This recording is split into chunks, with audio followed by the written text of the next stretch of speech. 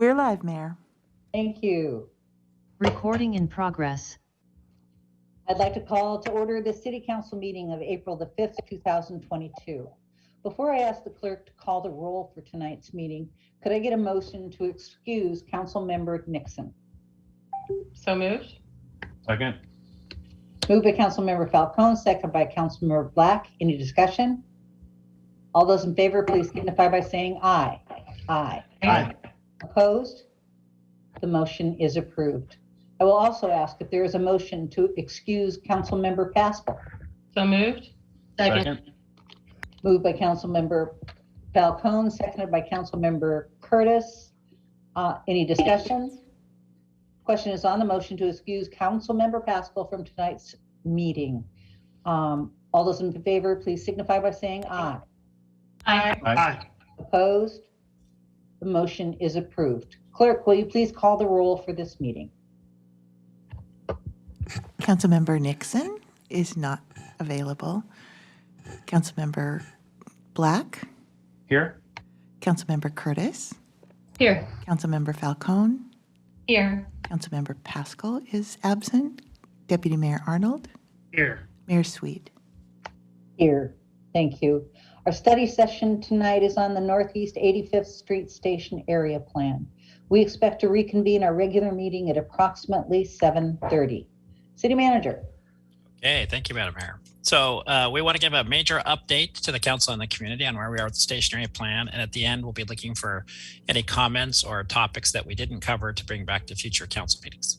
So we have a cast of many to help with this presentation, but it's going to be led off by Allison Zeich, our senior planner, and our Deputy City Manager, Tracy Dunlap, and our consultant, Michael Hodgins, are also here, as well as some of the senior staff from the Planning and Building Department. So Allison, take it away.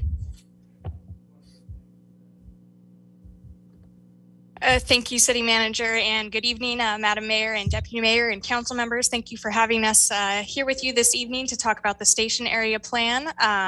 Want to add one more staff member we haven't brought with us before, which is our transportation planner, Victoria Kovacs. She is also here and available tonight to answer questions. So tonight we're covering several things as the city manager mentioned. We're going to do a quick review of the preferred plan direction that you all adopted back in December of last year. We're going to give you an update on the station area planning process and some of the timing that we're looking at for our work in 2022. We're going to do an overview of the deliverables, so kind of what is actually coming to you when we start looking at considering the station area plan adoption. And we're going to give you an update around all of our key issues that we're working on. So I'm going to hop right in here. We have about 35 slides of content for you tonight. So first, to just do a quick review of the preferred plan direction that was adopted in December through Resolution R5503. So just to remind you, this really set the vision for the future of the station area and identified maximum growth capacity and heights for the station area, really established our framework for the work we're doing now in 2022. What it didn't do and what we're working on now is establishing and finalizing those zoning details, required mitigation measures and community benefits, and also continuing, of course, our collaboration with you, City Council, Planning Commission, Transportation Commission, and the community. The preferred plan direction did adopt the growth expectations for the station area, and so we have our maximum growth capacity shown here. So we're looking at if full build out were to occur under the growth that we adopted in the preferred plan direction, we'd expect to see about 6,200 more households and almost 18,000 more jobs in the station area. And that's a max. With our work in 2019 through 2021, we identified these 5 key issues for the station area, which is really kind of building the structure for where we're focusing our efforts this year. So those 5 areas quickly are affordable housing. We know that's of the utmost importance to council. Mobility, really focusing on our active transportation network, open space, parks, and green infrastructure. Sustainability and collaboration and trying to work on implementation of the sustainability master plan, and also schools. We know that's a lot of, we've gotten a lot of questions from both council and the community on that one. So in the preferred plan direction, we did include the community benefits policy framework, which really set out some of the ways we think we can achieve community benefits around each of these key issues through our work in the station area as we move towards implementation and the goals and policies that we'll be talking about in the future. We're going to be going over these in detail later in the presentation, so I won't go into them now, but the framework, I just wanted to point out this was included in the preferred plan direction. The preferred plan direction identified these kind of character sub-districts in the station area. We really worked to establish what the existing character of neighborhoods were and identified these character districts to try to build even more on the existing character in those neighborhoods. I won't read through them, but the preferred plan direction does also include a vision statement for each of these character districts, and also include some precedent imagery, just kind of to give us an idea of what we picture for the future in these areas.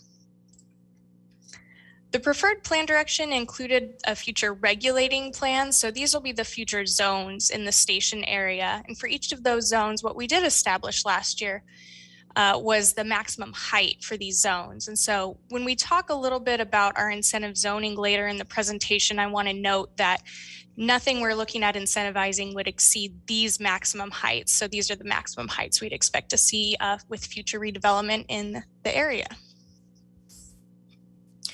The preferred plan direction started to set an approach, but didn't work out the details yet of some of the transitions between areas of differing heights throughout the station area.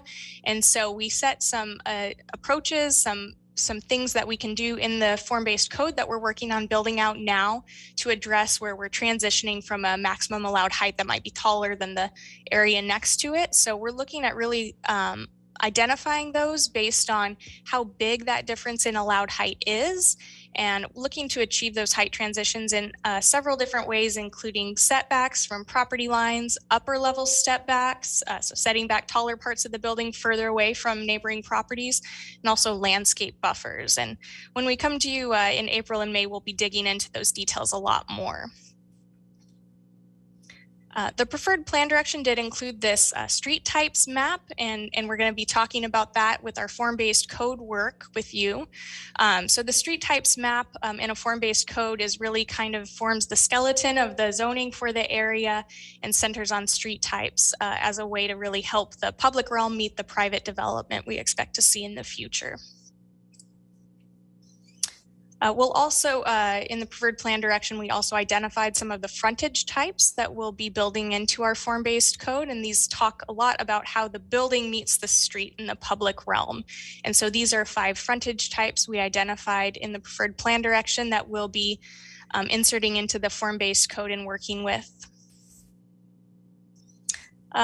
Next, I want to go into an overview and update on the process, so kind of the adoption timeline and phasing for the station area this year. So just a quick review to remind everyone. I know you're aware, but we did begin work on the station area plan back in 2019 and originally slated adoption of the station area plan for June of 2021. As we completed these prior phases of the project, so opportunities and challenges, worked through our draft supplemental environmental impact statement scoping period and got a lot of great feedback from the community. Council directed us to do some additional due diligence, which is kind of those steps are sort of highlighted by this box here.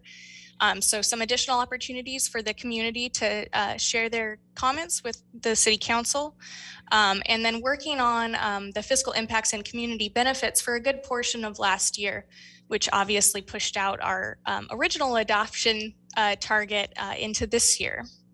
So that's what we're working on now. And then just a couple more benchmarks. In December 2021, as we mentioned, you did adopt the preferred plan direction, and that fed directly into us issuing the final supplemental environmental impact statement back in December. We're going to go into more detail in just a moment here about kind of what all is included in the final plan, so what we're actually going to be bringing you for adoption. And we're going to be doing that in phases. So with this extended timeline that we've used to do more analysis on the project and get more input from the community and also council and commissions, we've decided to split up some of the adoption to give us even more time to consider and discuss some of the development standards where the station area meets lower density neighborhoods, and also give us an opportunity to still achieve some catalyst project opportunities in the station area. And so we've got the phases laid out here. So in phase one, what we're working on is a lot of the policy and over umbrella documents, for the full station area. So for the full station area, what we're including in phase one, which we anticipate bringing to you for adoption in June of this year, we're looking at the final station area plan document, amendments to the comprehensive plan, the plan and the planned action ordinance. And all three of those will be for the full station area. And then what we're phasing is the zoning, so the implementation measures for the station area. So the first phase that we're working on is the commercial mixed use district. That's the area closest to the interchange that has less transitions to existing low density neighborhoods. And then to give us more time to discuss, I think, a lot of those height transitions that I mentioned a few slides back, we're going to be doing the second phase of the zoning implementation, picking up on that after we complete adoption of phase one in June as we're planning. Want to give you a quick idea of what that looks like on the ground when we talk about the phase one districts versus the phase two districts for the zoning code implementation.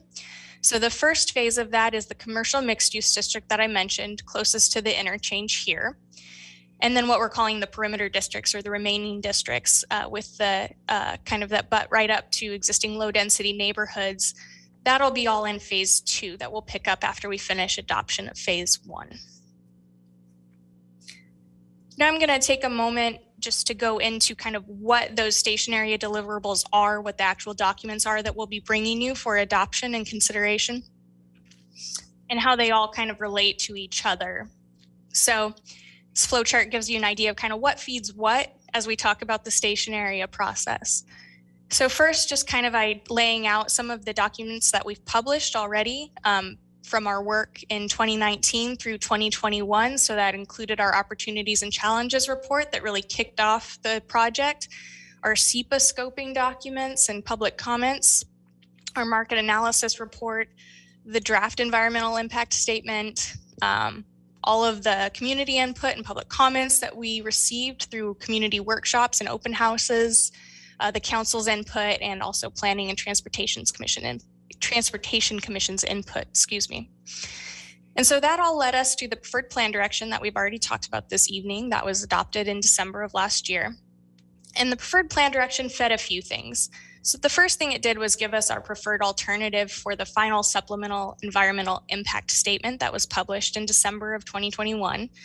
And that work in the final EIS gives us the information we need for the planned action ordinance. So that's the environmental document that'll wrap up the station area plan. The preferred plan direction also feeds the final station area plan document, which is really kind of the vision and the goal document we're going to talk about in a little more detail here in a second. It also feeds the comprehensive plan updates. The comprehensive plan updates gives us goals and policies that then lead us to the implementation pieces for the station area, so the actual zoning. So when we talk about those implementation pieces, we're really talking about a few things. That's the form-based code, or the zoning for the station area. Rezoning the parcels to those station area zones that we looked at a second ago, and also the design guidelines for the district.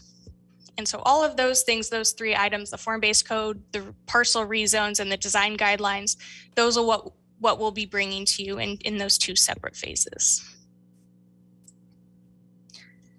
So just to give you a little bit of a better idea about what each of those documents will include, the final station area plan document, as I mentioned, is the vision and the goals. It's really kind of the document that gives us a good picture of what the station area could look like in the future, with graphics and renderings that show the vision for the station area based on what council has adopted in the preferred plan direction.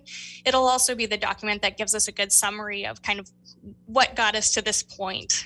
So a good history of the planning process for the station area. And that will be adopted by resolution by the city council. We anticipate again in June. The next set of amendments that we'll bring to you are those comprehensive plan amendments. So we anticipate that that will be a new comprehensive plan chapter for the station area. And then also the comprehensive plan amendments are where we'll address the station area's relationship to the existing neighborhood plans and the comp plan. And so the station area will overlay those 6 existing neighborhoods that are within the study area. It won't change the neighborhood boundaries. Councilmember Curtis? I apologize, Allison. My timing was really slow. And I want to throw this out now before we get too far along. Do you mind going back a slide? Not at all. Okay. All I wanted to add is when we get to this station area plan final document, I think it's really important that we have a name for this location rather than station area plan. I've been saying that for a while now, and I know we all feel like it because we need to create a sense of place. So let's add that to our to-do list. And my suggestion is Methuen has done a really good job of naming these districts, and they do create a sense of place. Perhaps they can come back to us with 3 to 5 suggestions so that we can give them feedback on those ideas and then go from there. I know that you guys and the consultants are way more creative than council is. So I'm confident that you guys can come up with some good names, but I think it's time that we name this so that we all have a vision of what this is going forward. And again, I apologize for the interruption. You had great momentum going. Thank you. Thanks for the comment, Councilmember Curtis. We'll definitely work on that. I appreciate the comment. I'll regain my momentum here. And so on the comprehensive plan amendments, we were discussing how the station area will relate to existing neighborhoods in the comprehensive plan. We talked about how that will overlay but not change any of the boundaries of existing neighborhoods. And the comprehensive plan is where we'll establish that the station area goals and policies will govern when neighborhood plan policies specify a different direction for something like height or growth capacity. So we really envisioned this first set of comprehensive plan amendments to be somewhat of a light touch, to focus on the station area plan and not dig into the neighborhood plans very much or at all. And that'll be adopted by ordinance. The next deliverable is the planned action ordinance. So as I mentioned, that work is informed by the final supplemental environmental impact statement. And that's where we'll include specific mitigation measures where we've identified any impacts in that final environmental impact statement. And then also we'll include submittal requirements for development applications if they want to be reviewed as planned actions. So what that means is that if they come in under the thresholds that were studied in the final environmental impact statement for the station area, they wouldn't have to complete a separate environmental review. So it streamlines that process because we've already done the work to study the impacts there. So there'll be an application process so we can ensure that those projects are still under the thresholds we've studied. So that's where we'll lay out that bit. And that'll also be adopted by ordinance in June. And then last is the zoning code amendments and the design guidelines. So as I mentioned, that'll be the form-based codes, the parcel rezones. We expect that we'll need to make some consistency edits to things like definitions and general regulations to fold the form-based code into our existing zoning code. And then also design guidelines, as we do expect design review, especially for that commercial mixed use district in the first phase. So this is the portion of the work that will be split into phases, with the first phase anticipated to come in front of you in June of this year.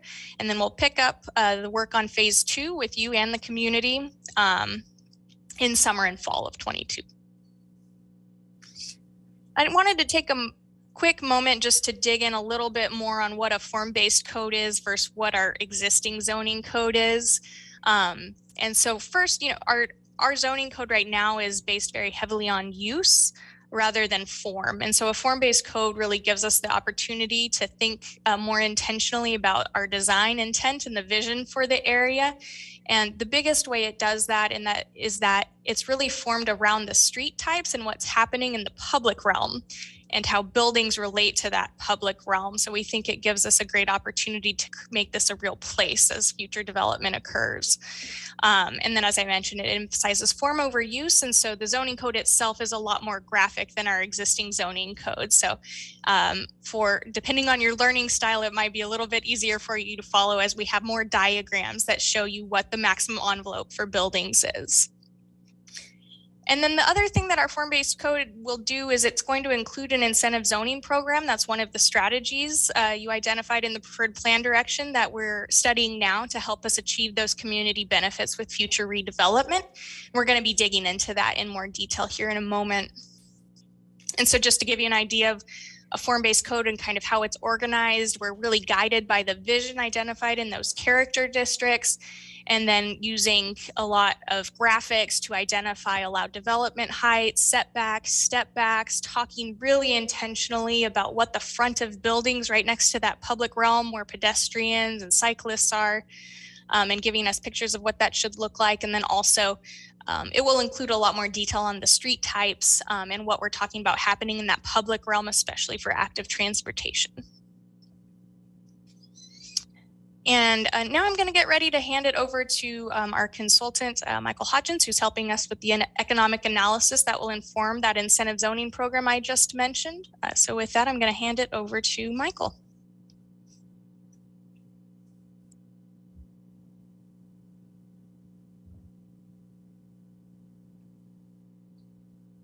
Oops, Michael, we're not able to hear you.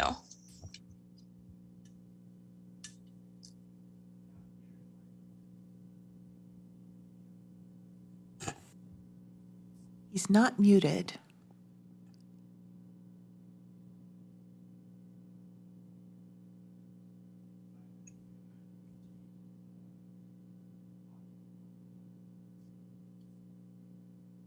Maybe, well, he works that out. I can start a little bit with the introduction to Michael's comments. Okay. How's that? Oh, there you are. Perfect. Okay, yeah. When we go to Zoom, sometimes it changes my microphone, so I get too many microphones, I guess. So Allison mentioned that the incentive program was one of the elements of the council direction, and it will be an integrated component of the form-based code. And I think this exhibit here, or this page, was in a couple of prior presentations. So it kind of shows how what we're trying to do as per council guidance is to tie some of this additional value to community benefits and to have developer provided amenities where it makes sense on a voluntary basis through an incentive program. And so the photos below give a little bit of a sense of what we're wrestling with in the analysis around developing an incentive program for this area. Essentially, under the current code, there are a number of existing requirements that have to be met in order to proceed with development. And in this example, it could be very simple in terms of sidewalk or things that are required on a frontage. As we move into implementing the vision and the form-based code around the station area, there may be a desire to raise some of those standards even for as of right development. So just bring them up to something that maybe looks a little more like in the middle, because we want to have a multimodal element, or maybe some nicer hardscapes, wider access lanes, things like that. And so that could just be sort of a new requirement that we need to sort of account for, because that's a higher cost for development that we want to make sure that we're accounting for that in some way. And then the third one is, I think, more like what's envisioned through the incentive. We probably can't require, or don't necessarily want to require, really expansive public amenities, but through an incentive program, we could allow developers to provide those in exchange for additional development capacity. So that's really the concept that we're trying to put to work through the form-based code. And again, we're targeting those same 5 key areas as Allison mentioned before, in terms of the kinds of things that would be provided in exchange for additional capacity.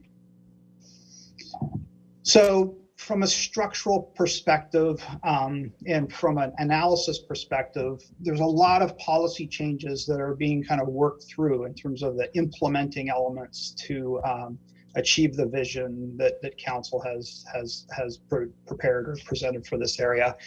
A lot of those choices, many of them will add value to the land. The adding value to the land to upzone is really the key element of creating economic value for the private sector, that some of which could be tapped for provision of public amenities on a voluntary basis. And so as we're considering various choices and options, there's a lot of things that add value, additional capacity, perhaps building efficiency kinds of things, or changing parking ratios, various code exemptions. There's a lot of things that are being looked at that could add value to property. And there are other things that we're considering that would add cost to development. Clearly, there are mitigation requirements that were identified in the FSEIS. There's been discussion about sort of higher design standards, kind of like on that previous picture, going from the simple sidewalk to something a little bit more filled out, or a little more, higher end. There could be, there's discussion around sustainability requirements, which could add value to construction, as well as, some issues around transitions and whatnot that could sort of shrink capacity beyond just sort of the height that's added. So we're wrestling with these various components, but in the end, the structure will look something like these little generic boxes on the right. You'll have some component of the capacity or of the zoning that'll be as of right. That'll be kind of how it works today. And as Allison said, the analysis so far is we're working with sort of the maximum development that has been kind of established in the council direction. And so the greater the distance sort of between the darker boxes on the bottom, the as of right pieces, and what's the additional value that's added, that is potentially the area where we could have an incentive program. So that capacity would be the portion that would be available if the additional amenities were provided. And so there are a number of ways we could look at dividing that up, and are looking at dividing that up as it relates to potentially prioritizing council priorities around amenities. But very simply, the structure would be sort of full development, base as of right, with the difference in between being this component that that would be incentive provided.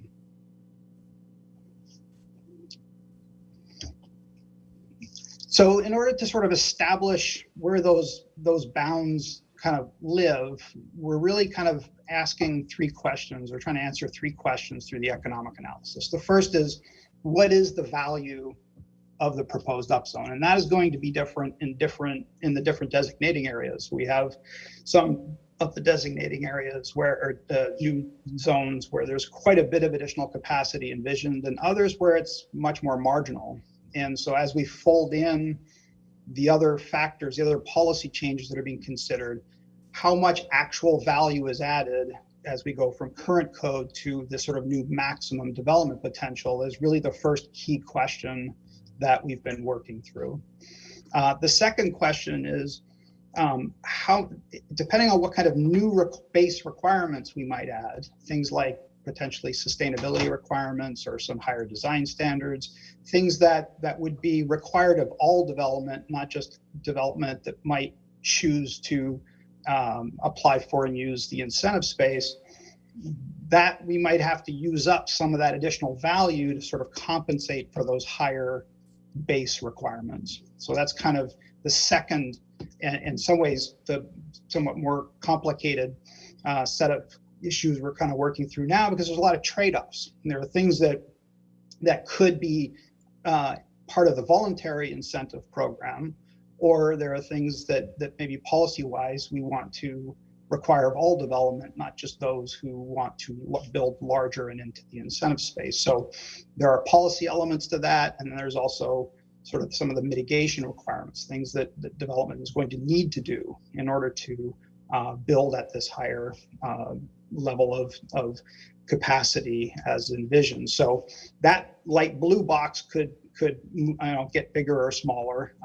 But that is another key question. And the final question is, once we kind of have established for each of the zones how much additional value we think we're producing, and then how much of that value we might need to sort of adjust for in these base requirements, then what's left is the portion that would need to be sort of shared with the applicant, such that in this case the top piece is the value of what of the incentive capacity that we're providing, that we might be able to sort of earn back, so to speak, through developer amenities. So we're using a residual land value approach, and that's really a very nice way. It's pretty typically how this is done, but it's nice because the current value of land essentially reflects all of the policies and the market conditions and everything that a developer or a project is sort of working within. That economic environment is reflected in the current value of land. And what we're proposing here are changing some pretty fundamental parameters that drive value. And so so the residual land value is really just the theoretical maximum that a developer could pay for land, where you take the gross value of a finished product less all the costs it took to build it, including fees and developer profit. That difference is really the most you'd be willing to spend for land. If you can get it for less, then that's great. But that structure, then we can sort of look at how the value of land might change under these different policy assumptions, and compare it to current values and see how much value could be added by the upzone and associated policies that go with it. And that gives us kind of the parameters we're working with in terms of sizing and designing the incentive system.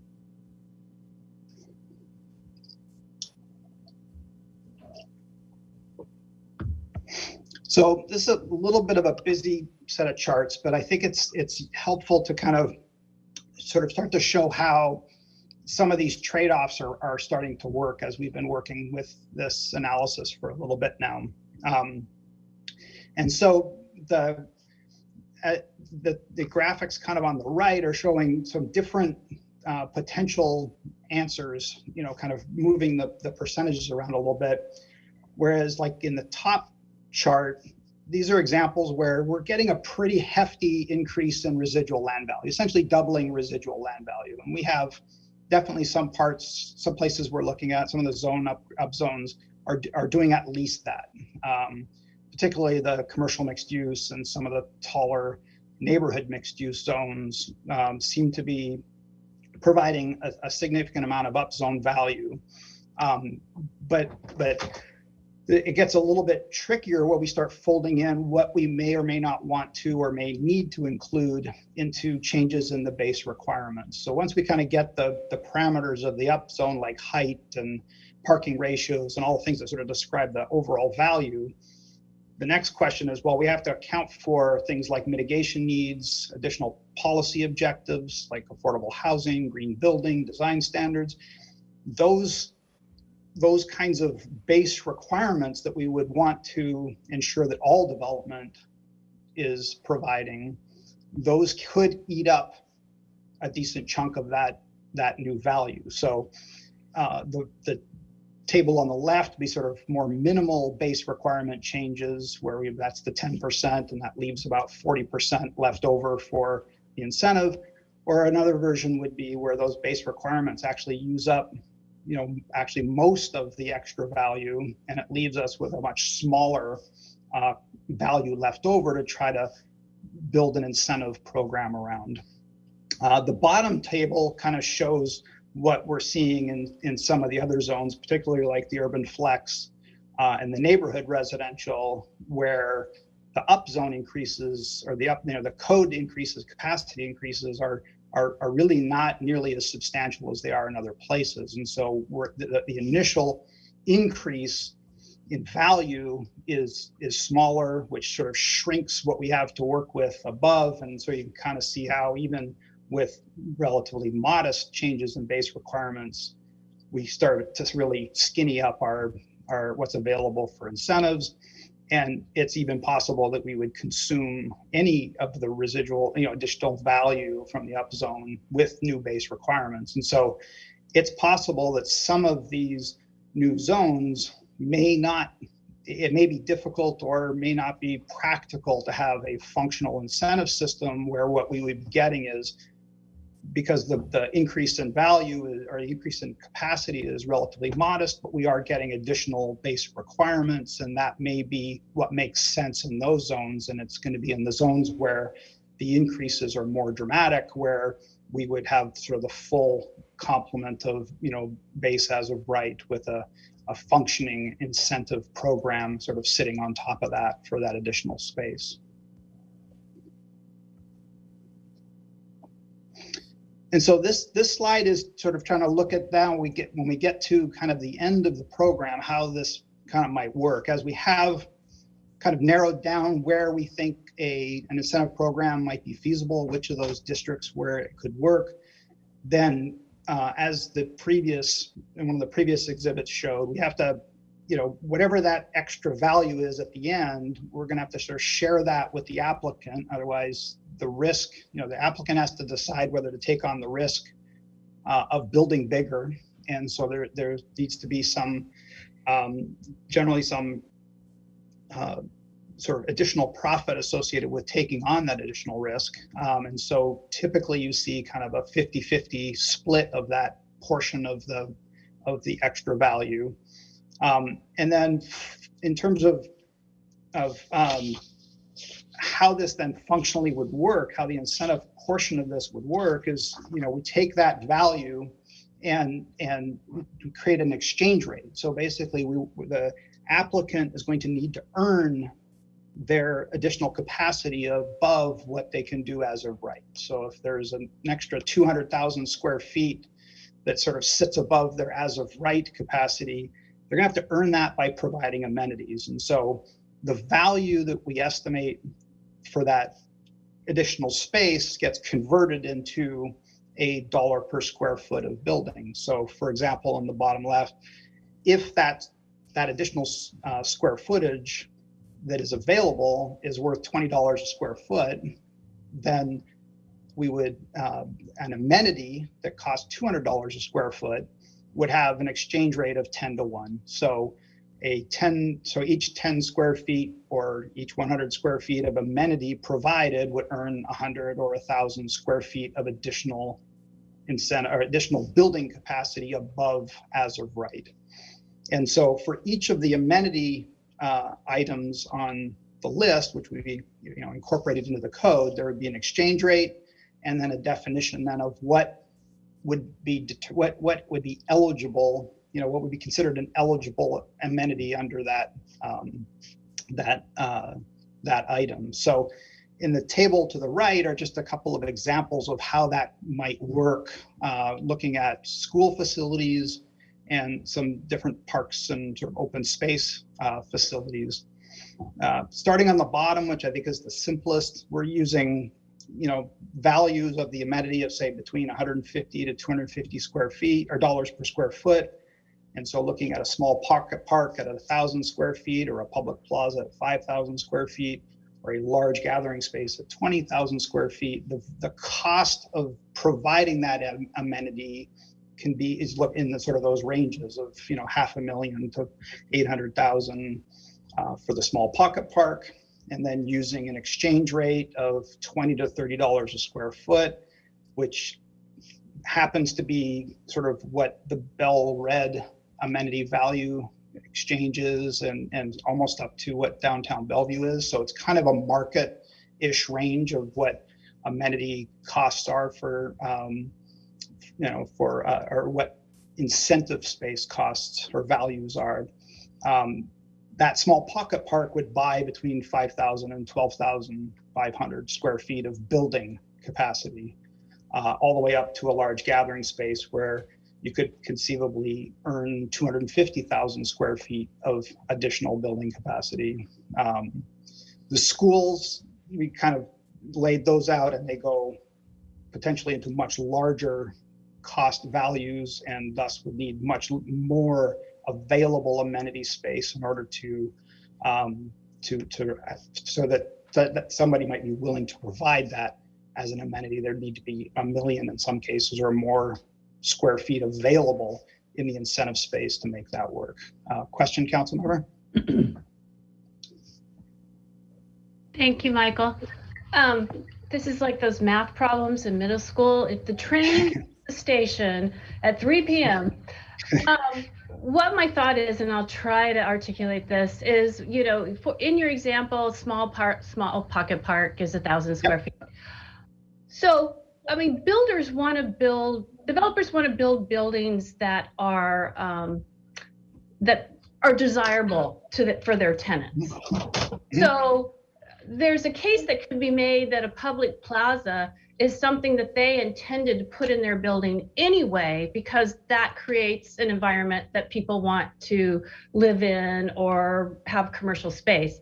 So where do we, so what I'm trying to say is, some of these things won't require a trade out because the developer is going to want to put a public plaza or a rooftop deck or something in their building. It's sort of, how do we suss that out?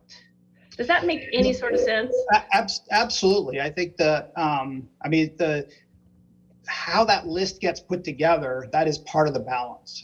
Are there things that we feel like we would not need to incentivize because enough applicants are likely to do that anyway for the benefit of their tenants or their customers or residents or whatever it is? In some cases, there may be elements like the public plaza, for example.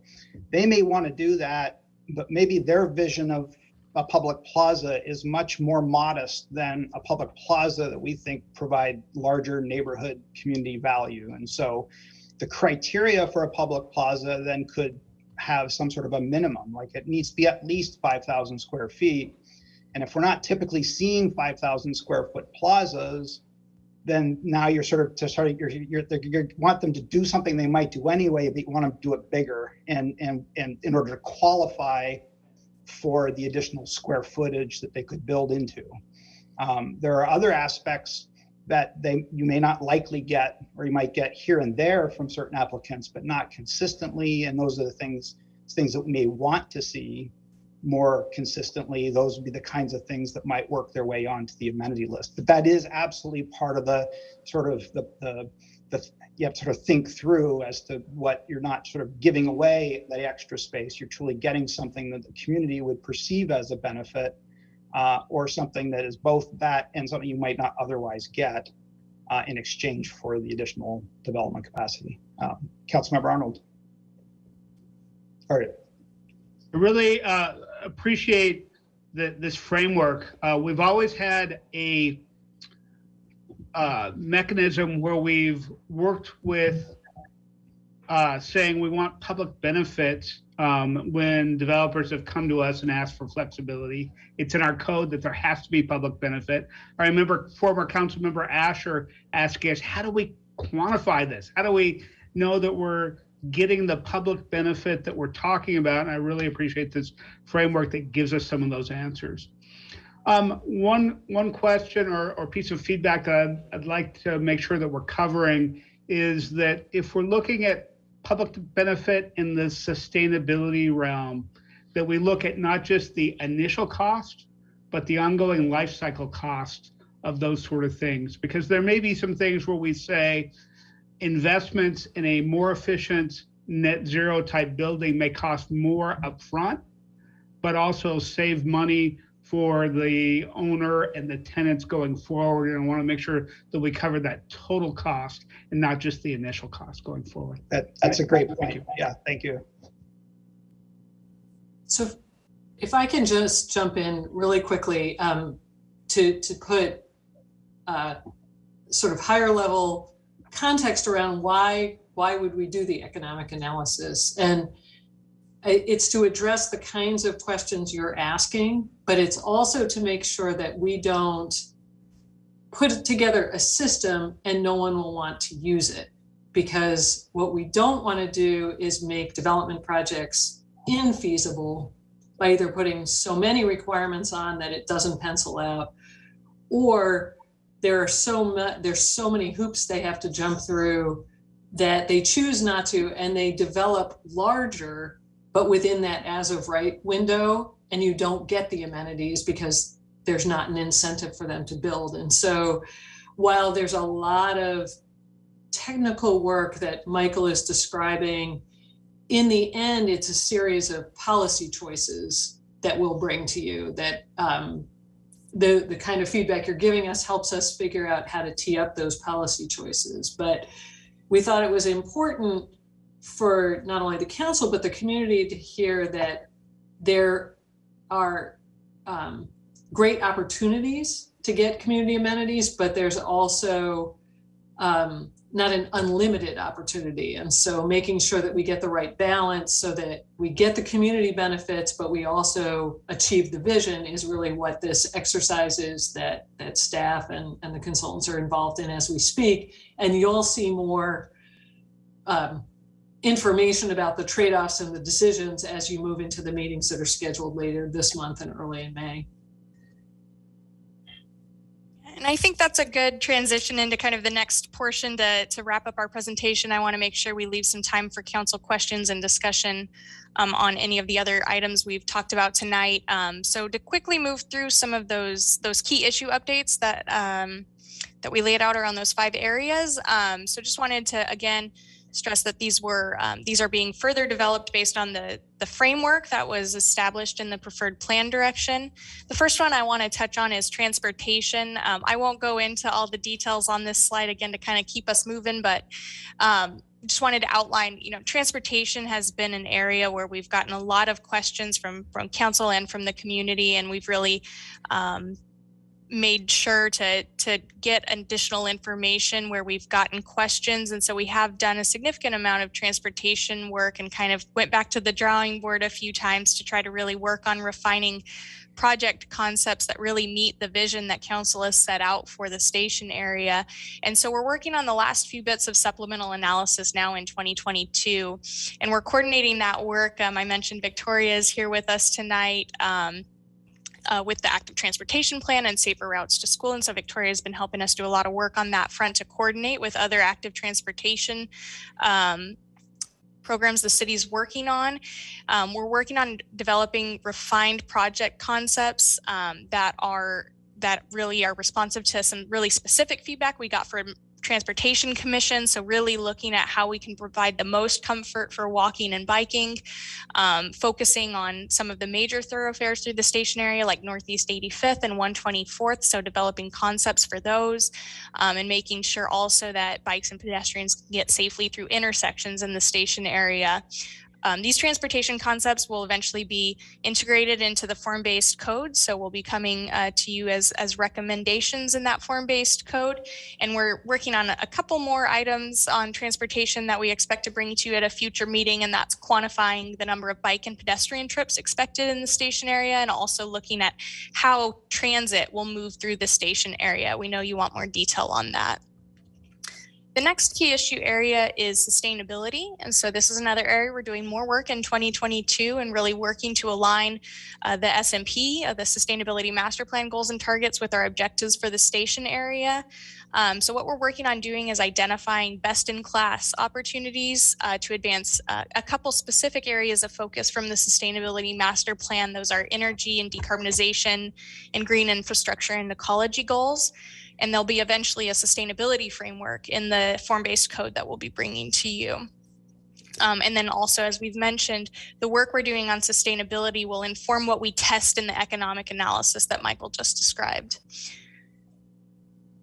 And I think I'm going to throw it over to Tracy to talk through the last few key issue updates here. Sure, thank you, Allison. In terms of affordable housing, we've been working through the issues that were part of the preferred plan direction and working with a regional coalition for housing to determine the best way to approach potential incentives and framework for achieving more affordable housing. It's important to recognize that we already require of residential 10% of affordable housing in our base requirements. And so one of the things we're looking at is, are there ways we can use the incentive system to incentivize more? So an additional number of affordable units, for example, or units with deeper levels of affordability, or units with more family size numbers of rooms, each of which have different implications for the development. In talking with our partners at Arch, they were saying that if they had to pick an incentive area where they think there should be focus, they were saying providing units at deeper levels of affordability. And so we're working on taking that into account in the options that we're testing. In the preferred plan direction and the early work, there was recommendations related to implementing a commercial linkage fee, so a way for commercial development to pay toward affordable housing. In doing some legal evaluation and looking at models of this, at this point, staff is looking at a slightly modified approach to that, looking for a way for cash contributions to be made as part of an incentive zoning toward affordable housing, which would allow us to then direct those funds to investments in the station area. We think that a commercial linkage fee may be an idea whose time will come eventually, but it has not been done widely in the state of Washington. And we think that there might be some legislative changes that we might recommend, and then look at it for application, not just in the station area, but more broadly across the city. And so essentially, we're formulating what elements we think we'll test, and then we'll look at what implications they have in terms of bringing additional affordable housing beyond what would be produced by what we currently require. So maybe moving on to parks and open space, very similar to what Allison was highlighting for the other areas. We are working right now to make sure that the Parks, Recreation, and Open Space Plan, which is also coming to you over the next few months, is aligned, that the station area is aligned with the PROS plan and that they speak to each other. We're looking at one of the major concepts being access to Forbes Lake, and then linking those elements together. And so we're making sure that they speak the same language. And when we're basically integrating with the PROS plan, we're making sure that we're recognizing that providing parks, recreation, and open space in an urban setting is going to be something different than what we've done historically, which is very acreage based. And so we're making sure that we recognize that difference. And so in the end, what we think we'll be looking at is things along the lines of the example that we talked about, where developers might be able to put amenities on site that would be available to the public. And at the same time, we'll be looking at how can the city make sure that it's providing parks and open space opportunities to the community through the revenues that are coming in from the development or from other tools, which I'll touch on in a moment. Schools, again, has been a discussion, and one of the reasons that we used schools as one of Michael's illustrative examples is the amount of space required for schools and the nexus of schools with commercial development are some of the constraints in terms of how far can we incentivize actually building schools. And what we're seeing is the cost of actually trying to incentivize an urban school may not be the first method that would work in providing space, but potentially upzoning existing school properties to allow more urban school development on that property. And in the station area plan, the Lake Washington High School site is recommended to be upzoned, which would allow a multi-story redevelopment that could provide more urban school amenities. And based on information we have on the amount of space, which is somewhere between 150,000 and 180,000 square feet of schools to serve up to 1,000 students, that building perhaps as many as 4 stories on that site could provide that square footage. But figuring out how that square footage could be used is a challenge that the school district is actively engaged in at this point. What happens to help with that is that the Planning Commission work program that you approved recently also includes looking at what impediments are to developing more densely on other Lake Washington school sites. And in our conversations with the school district, Rose Hill Elementary is also a site they have some capacity on that they might be able to use.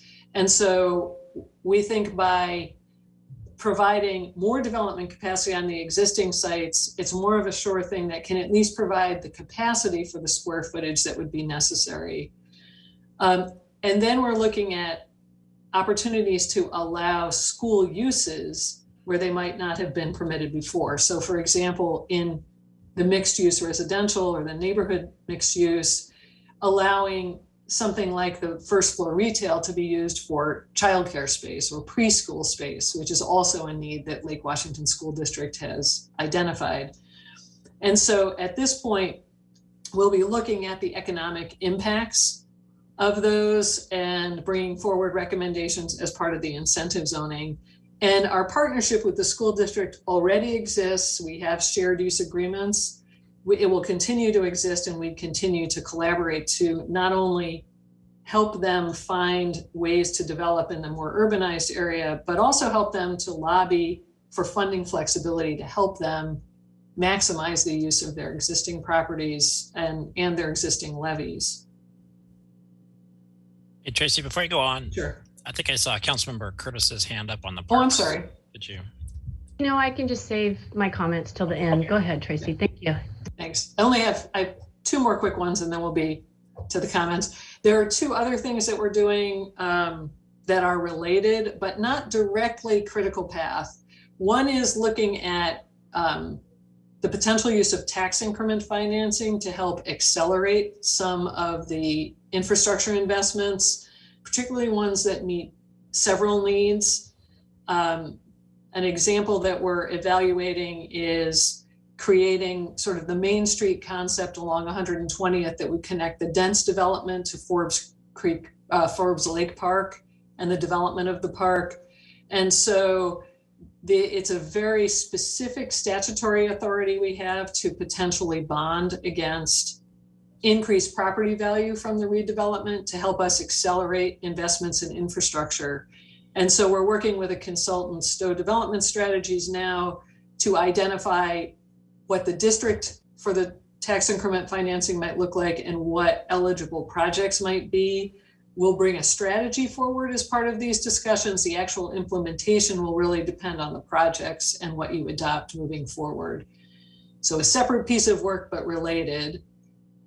And then another separate piece of work, but related, is our parallel process discussing a potential development agreement for Google to redevelop on the Lee Johnson site. And one of the reasons that we're pursuing this is that often when you have a vision, without a catalyst, the vision isn't achieved. And much of what we've seen, at least initially in Google's proposals or concepts, is very much in line with all of the vision for the station area in terms of the sustainability, the multimodal access, and it's also just a good use of high capacity transit to have large commercial uses directly adjacent. And so the reason we would consider a development agreement is it would help basically get us some surety on both sides of where we're going with the station area, but also what kinds of community benefits a catalyst project can bring. And part of the timing on this is also because that transaction is something that's been under discussion for a period of time because of the vision in the station area plan. And so on a parallel track, we're having discussions to try to make sure that what could happen on that site falls within the envelope of the station area, but also recognize that there could be some mutual benefits to having some definition for a catalyst project up front to help move things forward. And I'll just give one really quick example of why we think this is a good conversation to have, that many changes were made in Totem Lake to try to spur its redevelopment many years ago. And even a development agreement was entered into to try to move that along in the mid 2000s, but it took a long time to achieve some of the vision that's being done. And so part of what we're trying to do is take some of the lessons learned there and try to not only make sure that the vision has community benefits, but that it also is achievable because there's a catalyst to actually create capacity for community benefits. And so that's moving along on a parallel track and would be brought to you. It is dependent on the zoning being adopted. And so how that process works is still under development on a parallel track. So I think this might be Allison's last slide, and I'll turn it back to her to wrap up. Yep, just pointing out that we have a couple upcoming work sessions that'll be jointly held between the City Council and the Planning Commission to really dig into some of the implementation topics, the codes, the policies that we've kind of given you an overview of tonight. We'll hold a community open house and then move towards adoption. And with that, we would love to hear any questions, comments, or additional issues that Council has. Thank you. Thanks, Allison. Let's go back to the big screen.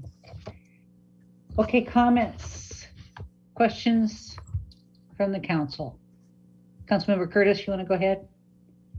The reason I raised my hand is when we were back on the parks and open space slide, big surprise. We've got some tension right now that we're doing this the same time the PROS plan is being done. I mean, eventually they're going to dovetail. I expect that the PROS plan will have a lot of recommendations for these areas for the station area plan to be named later.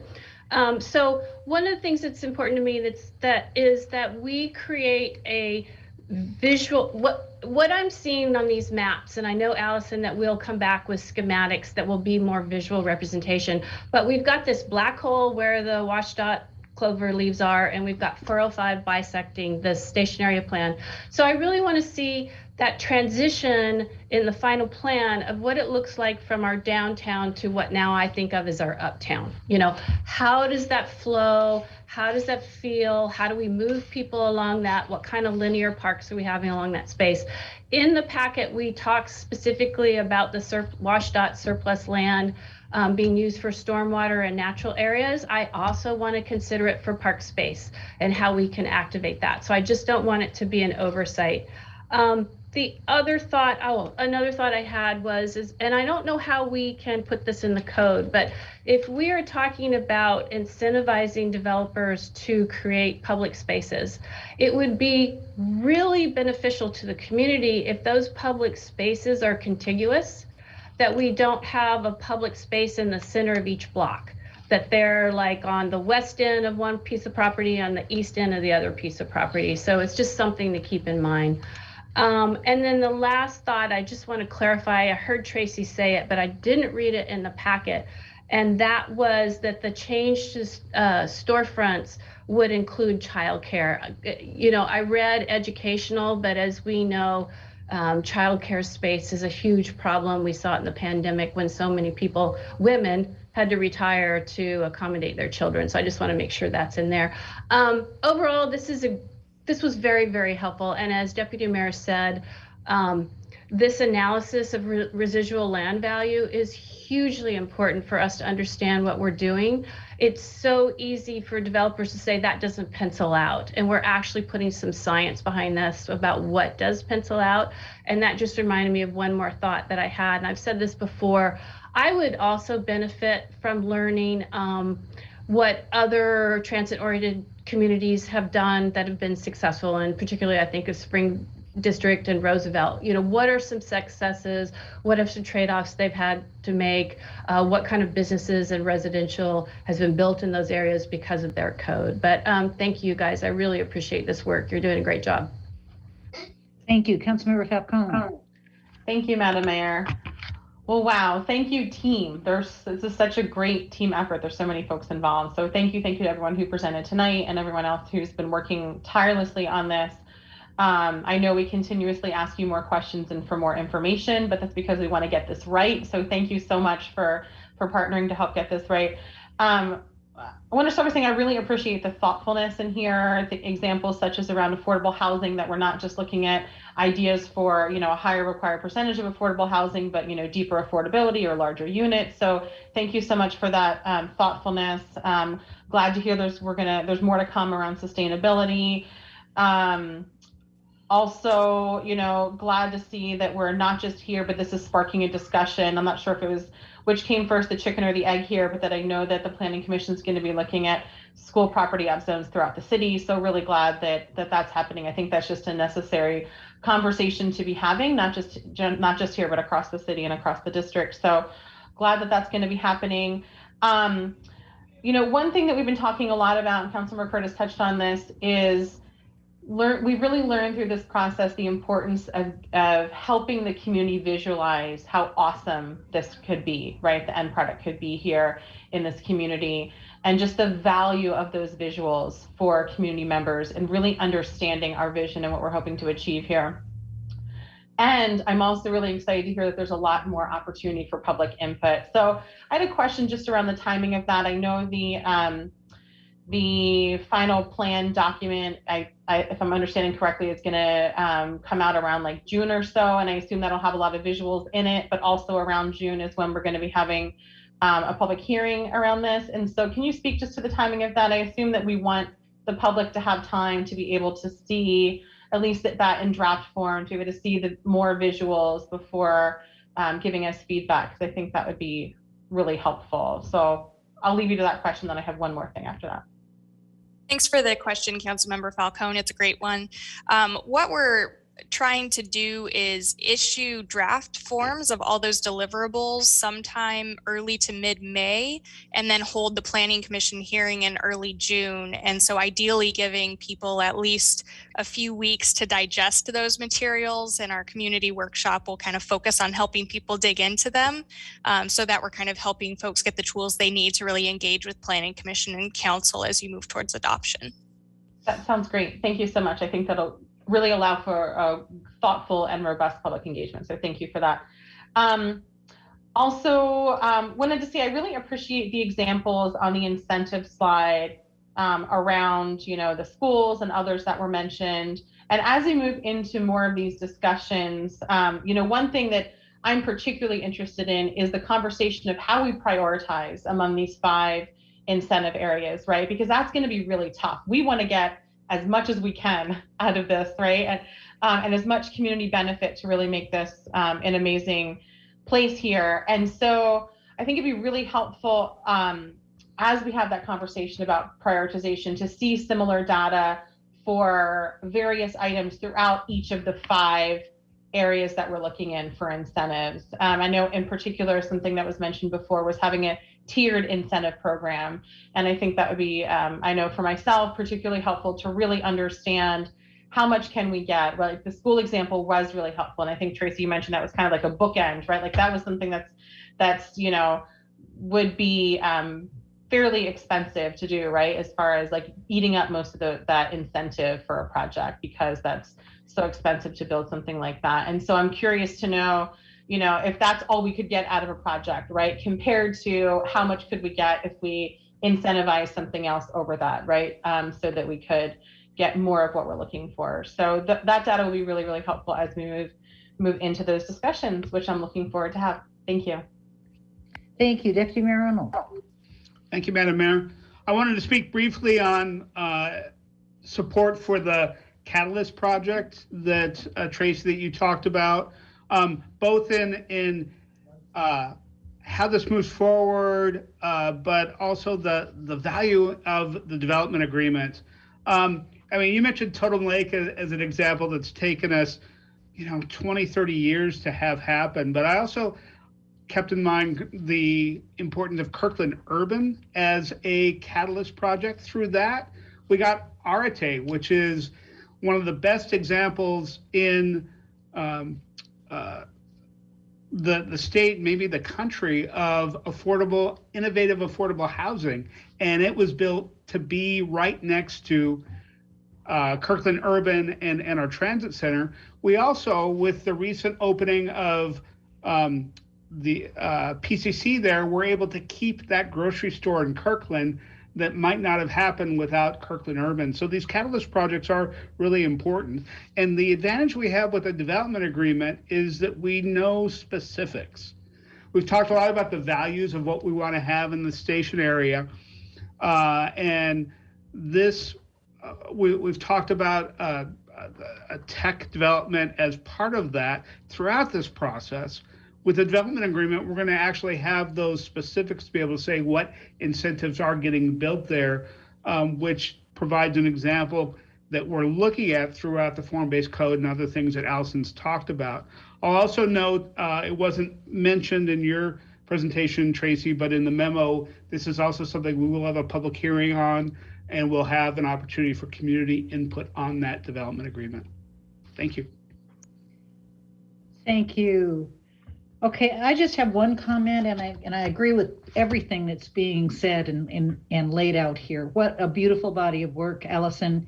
You need to be very proud of managing this. This is incredible. But there was one section in the document under mobility that talks about refinements being made to prioritize active transportation network, along with suggestions to further prioritize active transportation through measures to slow down or limit certain types of vehicular traffic. I think what that doesn't account for is the fact that we need that vehicular traffic, and we need it to be efficient, and we need it to be huge. I mean, if we're talking about 70 buses a day for the Google project, we have to be building in a way that accommodates all of those things. And whether it's elevated or otherwise, you know, I don't know how we're going to do it, but we have to keep that in mind, because getting all of the traffic up from downtown and up from Redmond is going to be a significant increase in vehicular traffic, and hopefully lots of buses. So that's my only additional comment. Anybody else?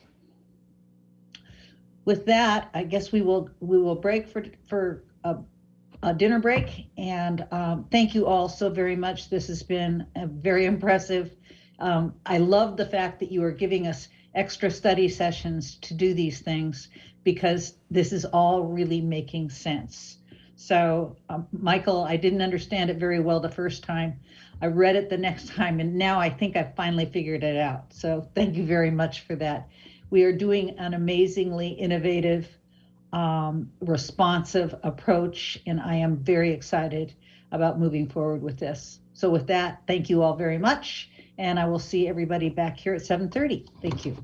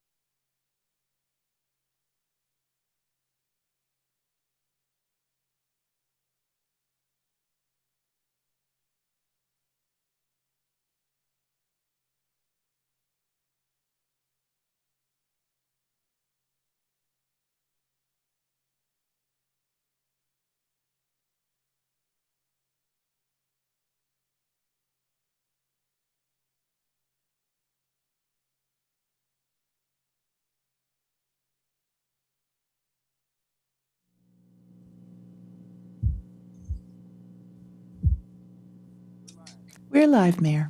Recording in progress. Thank you. We are back in session following a study session on the Northeast 85th Street Station Area Plan. For those of you who are joining us now without having been to the study session, I'd just like to announce, I guess, that Councilmember Toby Nixon and Councilmember John Pascal are not with us for this meeting and were excused during the study session. Before turning to honors and proclamations, I'd like to read a short statement. And before I start that, I would like to thank Councilmember Kelly Curtis for the suggestion of doing this statement at this time and for the concurrence of council. The mayor's statement in support of LGBTQIA youth for April the 5th council meeting. The Kirkland City Council is committed to demonstrating our dedication to ensuring that Kirkland remains a safe, inclusive, and welcoming place where everyone belongs. The current national discourse related to the LGBTQIA community, particularly for our youth that identify as gay or trans or queer, is sending a tragic and heartbreaking message to our young people that something is wrong with who you are, that you do not belong, that you are not safe. Suicide is the leading cause of deaths in the youth LGBTQIA community because of the pain of not being accepted for who you are or who you love. We want to assure and support all of those in the Kirkland LGBTQIA community, and especially our youth, that we see you. We value who you are and who you are becoming. You belong here and have a place in Kirkland. You are safe in Kirkland to be your true self. Thank you. And with that, we will move on to proclamations. Councilmember Amy Falcone is going to help me with the Autism Acceptance Month proclamation. City Manager. Okay, thank you, Madam Mayor. We'll be proclaiming April 2022 as Autism Acceptance and Appreciation Month in the city of Kirkland for the wonderful reasons that are going to be outlined in the proclamation. And we have a local business owner, Jessica Drake, is here to receive the proclamation. Great. Thank you, City Manager. Thank you, Madam Mayor. And thank you, Jessica, for being here with us tonight. I'll be reading a proclamation of the city of Kirkland, proclaiming April as Autism Acceptance and Appreciation Month in Kirkland. Whereas autism and other types of neurodiversity are quite common in our society, and an estimated 1 in 44 children and more than 5 million adults in the United States are autistic. And whereas autism is a neurological difference that can impact a person's social skills, communication, relationships, perspective, and self-regulation.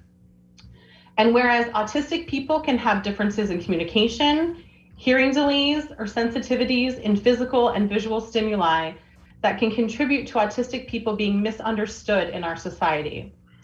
And whereas there are many common misconceptions on what it means to be autistic. And whereas functioning labels such as high or low functioning autism are not helpful and can cause harm, as autism is not a line of least to most autistic, but is a spectrum of abilities that vary for each autistic person. And whereas intersectional factors of sex, race, gender identity, sexual orientation, class, and other indicators of difference can contribute to barriers in discussions of autism acceptance and diagnosis. And whereas autistic people have identified firsthand what is important in their own therapies, including promoting positive outcomes, preventing harm to people with disabilities, protecting people's autonomy, advocating for inclusion, being sensitive to past trauma, and supporting cultural competency. And whereas autistic people are capable members of our society and contribute in many meaningful ways. And whereas many autistic people are proud to be autistic, citing common autistic features such as attention to detail, deep focus, observational skills, creativity, accepting of others' differences, a commitment to integrity and loyalty, unique thought processes that lead to novel approaches and innovations and more. And whereas neurodiversity should be a valued and celebrated aspect of our community's diversity, autistic and neurodivergent people should be accepted and included in society, and more work is needed to encourage acceptance of neurodiversity that exists in our communities. And whereas the city is committed to making Kirkland a safe, inclusive, and welcoming place where people of all physical, mental, and sensory abilities belong. Now, therefore, Mayor Penny Sweet, on behalf of the City Council, does hereby proclaim April as Autism Acceptance and Appreciation Month in Kirkland, and encourages all community members to promote acceptance of autism and celebrate autistic people as family members, friends, classmates, coworkers, and neighbors, making valuable contributions to our community. Thank you. And thank you again, Jessica, for being here with us tonight. Thank you, Councilmember Falcone. Our next proclamation is the Sexual Assault Awareness Month proclamation, and Councilmember Neil Black is going to help me with that tonight. Hey, Madam Mayor, if I may I allow Jessica to speak in receiving that proclamation? Absolutely. Thank you. Thank you so much for working so hard, and also I really just appreciate the attention and just inclusion in making this awareness available to our whole community. It's been a lifelong thing that I've just now understood as a 39-year-old woman, and realized like just how much awareness and knowing things about myself that could have helped me throughout my entire life. And it's just been an incredible journey. And I really appreciate that you're taking this time to really understand, sorry about that, what's going on in the autistic community, and really including us in those conversations. So thank you so much. Thank you, Jessica. Well said. And with that, I will turn it over to the city manager and Councilmember Black. Okay, thank you, Madam Mayor. So we'll also be declaring April as Sexual Assault Awareness Month in the city of Kirkland. And Kirkland and the whole King County area is blessed to have an amazing institution, the King County Sexual Assault Resource Center, to help with these issues. And on the memo leading to the proclamation, there's a link to the King County Sexual Assault Resource Center webpage, and also many other links to resources to help people who need it. So thank you, Madam Mayor. Thank you, Madam Mayor. Thank you, City Manager. I'll be reading a proclamation of the City of Kirkland proclaiming April 2022 as Sexual Assault Awareness Month in Kirkland. Whereas April is Sexual Assault Awareness Month, a time to draw attention to the prevalence of sexual assault and educate individuals and communities about how to prevent it. And whereas sexual harassment, abuse, and assault are widespread problems, in King County, over 8,300 adults and children receive specialized assistance from organizations with programming for sexual assault victims in 2021. And whereas individual and community impacts of sexual violence are rooted in and compounded by racial, gender, sexual orientation, and other forms of oppression, BIPOC, LGBTQ+, elders, and people with disabilities and disproportionately represented in national, state, and county statistics. And whereas sexual harassment, assault, and abuse happen in all communities, and that includes online spaces. With this increase in virtual connection comes an increase in online abuse and harassment. Consent and boundaries can be violated online in several ways, and the trauma of online abuse is all too real for many survivors. And whereas there is compelling evidence that we can be successful in reducing sexual violence through prevention, education, increased awareness, and holding perpetrators who commit acts of violence responsible for their actions. And whereas anyone can be a leader in preventing and ending sexual violence, as employers, educators, parents, and friends, we all have an obligation to hold the basic principle that every individual should be free from violence and fear. And whereas 2022 marks the 21st anniversary of Sexual Assault Awareness Month, and the theme of this year's campaign is Building Safe Online Spaces Together, We can build online communities free from sexual harassment, abuse, and assault by practicing digital consent, intervening when we see harmful behaviors, and promoting online communities that value inclusion, safety, and respect. Now, therefore, Penny Sweet, Mayor of Kirkland, joins advocates and communities throughout King County in taking action to prevent sexual violence by standing with survivors and proclaiming April 2022 Sexual Assault Awareness Month. Together, we commit to a safer future for all children, young people, adults, and families in our community. Thank you, Councilmember Black. Ms. Sharp, did you have a comment to add? I do. Thank you so much. Thank you for sharing that proclamation, and thank you for sharing the link to KSARC online. That's so important, and we really, really appreciate that you do that. As Mayor Sweet said, I'm Karen Sharp. I'm the Chief External Relations Officer at King County Sexual Assault Resource Center. We are a nonprofit that serves the city of Kirkland and all of the communities throughout King County. And I'm here to accept the proclamation. Thank you very much. And on behalf of KSARC, I want to say thank you to all of you for being part of the solution, for being part of doing what we can to end sexual violence in our communities. KSARC served over 5,000 people in 2021. That's a 23% increase over the number we supported just 5 years ago. And almost half of our clients are teens and children. And studies indicate that young people are the most vulnerable to sexual assault. I also wanted to share that amid the last couple of years of the pandemic, survivors and their families have faced even more complex challenges. For example, as I'm sure some of you are aware, legal cases dragged on and are still dragging on. And our legal advocates walk side by side those clients and provide more safety planning and emotional support and whatever else it takes to help survivors remain engaged in their own or their child's therapy and legal cases. As Councilmember Black said, the theme of Sexual Assault Awareness Month this year is building safer spaces online. And as more of us went to work online, some of us are still at work online, and we went online to learn and to socialize. Unfortunately, abusive behavior online has escalated in those virtual spaces that inflict real harm, whether that's sharing of images without consent, online harassment and bullying, or Zoom bombing, a term we've all gotten to know over the last couple of years, and more.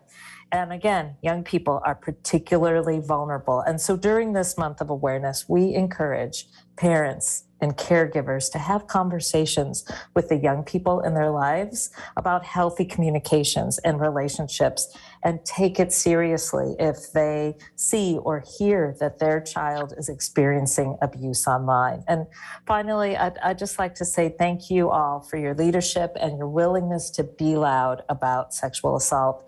We all know we can't change what we don't talk about. And by talking about sexual violence, we send a really important message to survivors. You are not alone, and your story matters. Thank you very, very much. I appreciate the time. Thank you, Karen. Okay, with that, that takes us to item number 5 on our agenda, communications. We have no announcements. This takes us to items from the audience. This is the time in our meeting when we normally hear from the public on matters which are not quasi-judicial or scheduled for a public hearing, of which there are none scheduled this evening.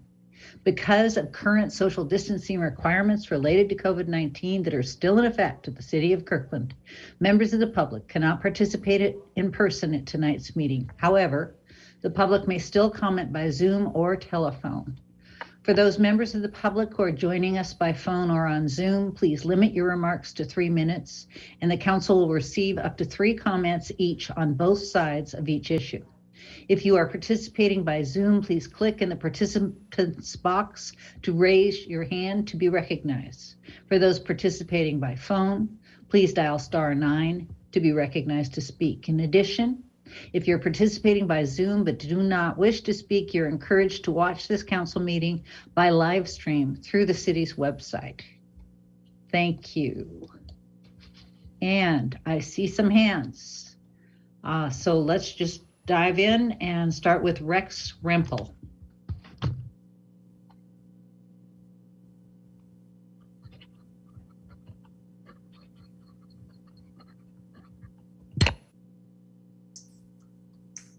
Thank you, Madam Mayor, Deputy Mayor, council members, and Kirkland. I am a 20-year resident of Kirkland, and I just wish to comment briefly this evening on an item that will be brought to you from the city manager about the possibility of a regional crisis response program.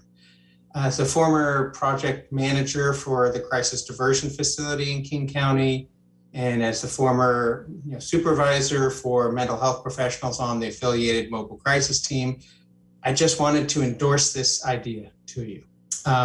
I think it's a good idea that would help the city in hiring for the response programs. I think it would be likely to improve outcomes. I think it'd be easier to fund long-term and would probably be welcomed by treatment providers. Specifically, I can probably speak best to the hiring aspect of this, having been in the position to hire, train, and supervise people in similar positions. I think the design as proposed is probably going to be more attractive to clinicians who are potential employees. I think they would find it more attractive to be part of a larger team comprised of mental health professionals as opposed to the existing models. And I think they would take well to a civilian oversight model. In terms of the outcomes, I anticipate that this sort of program would be in a better position to track the needs and services of the individuals contacted and in a better position to coordinate care. As to the funding, obviously there are efficiencies when you join together with the other local governments. There's capacity to scale the program up in the future, and I suspect it would be well positioned to seek additional outside funding in the future. So I appreciate that this proposal is being brought to the council and encourage you to consider it. Thank you, Mr. Rempel. Okay, that will bring up Lori Hanson.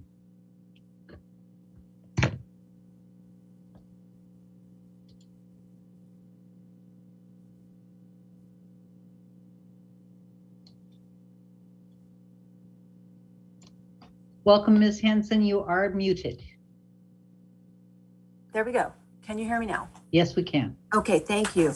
I'd like to speak on behalf of the Highlands neighborhood. I've been a resident of Kirkland all my life, and we would like to raise the issue of the bus rapid transit kiss and ride that is planned for Northeast 87th Street.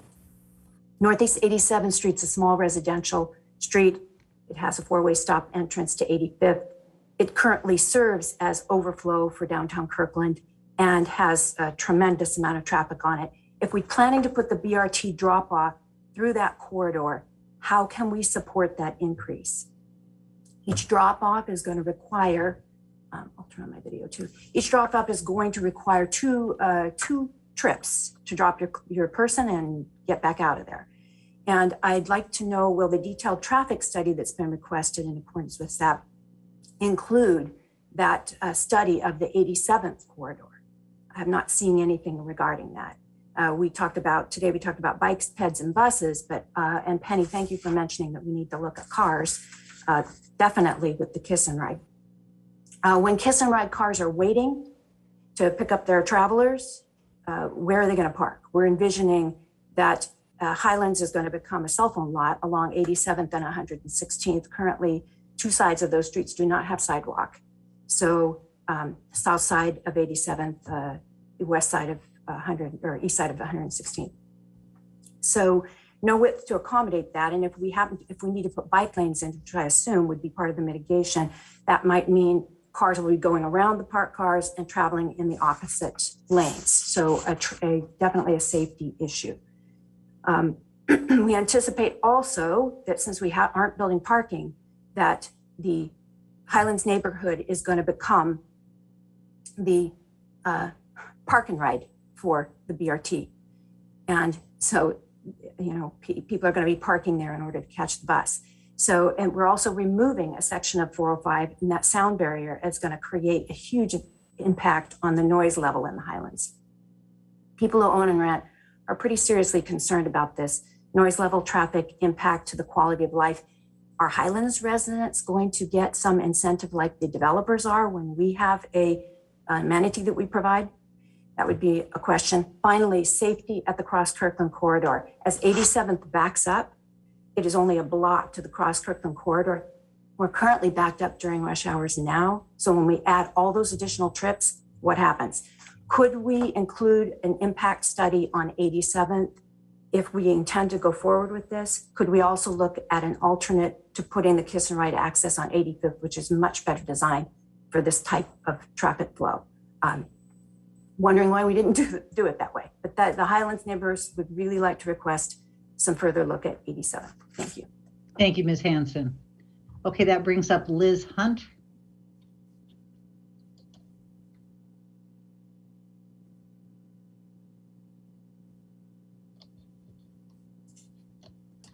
Welcome, Ms. Hunt.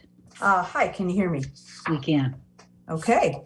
I would like to make a few comments on schools. And this topic has been discussed recently, instigated by the stationary plan, but it's not only related to that, I guess. So first off, I would like to speak to the packet discussion. There's an 8-page memo in there of the coordination with Lake Washington School District, which I'm glad to hear you folks all working together on this. And the comment in there about allowing mixed use development on the northeast section of the Lake Washington High School property. I'm very curious about that proposal and a little wary. My question would be, why isn't that space fully dedicated to school use? The packet says that northeast quadrant would be a great location for a public-private partnership to develop a project with structured parking, school facilities, and private residential or commercial development. But the previous pages in that packet go into detail about how it's extremely difficult and there are very limited options for getting more school space in that region. It's too expensive to try and put in commercial space. There maybe can put a little pre-K on the first floor, some residential areas, maybe some education in the retail zones, but actually I think we need those retail zones because we're losing those.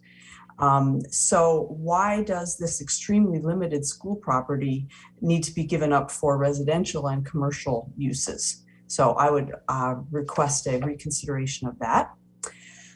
The second point is about schools, is specifically related to urban schools. And it was great to see in the packet the recognition that Eastside Prep School is truly innovating to pack a lot of education into a very constrained footprint.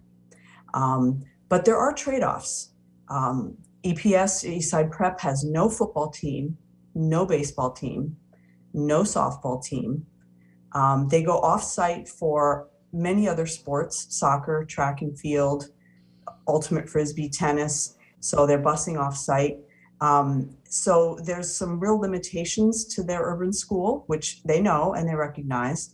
And parents and students are willing to accept those trade-offs because the school has a very high quality curriculum. It includes traditional academics, but more. It has a very strong focus on enabling every student to reach their highest potential and a maximum class size of 18 students. So students and parents make that trade-off for having an urban school. So that said, they have some great ideas and it's nice to see that that's being looked at because there could be some learning there. The last comment is that public shared open space is critical for urban schools because if urban schools don't have their own field space, they're going to rely on the open space in the community for that. Thank you, Ms. Hunt. Thank you. That will bring up Kirsten Hansen.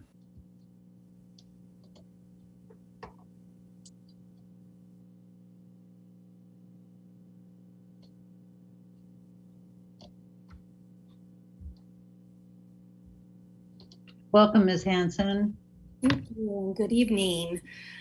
Hello, my name is Kirsten Hansen, and I am part of the leadership team of Indivisible Kirkland. We are here tonight to talk about the Community Responder Program and the proposal to form a regional mobile crisis response entity with the existing radar cities. A regional response makes a lot of good sense in terms of maximizing resources and practically from a coordinated effort.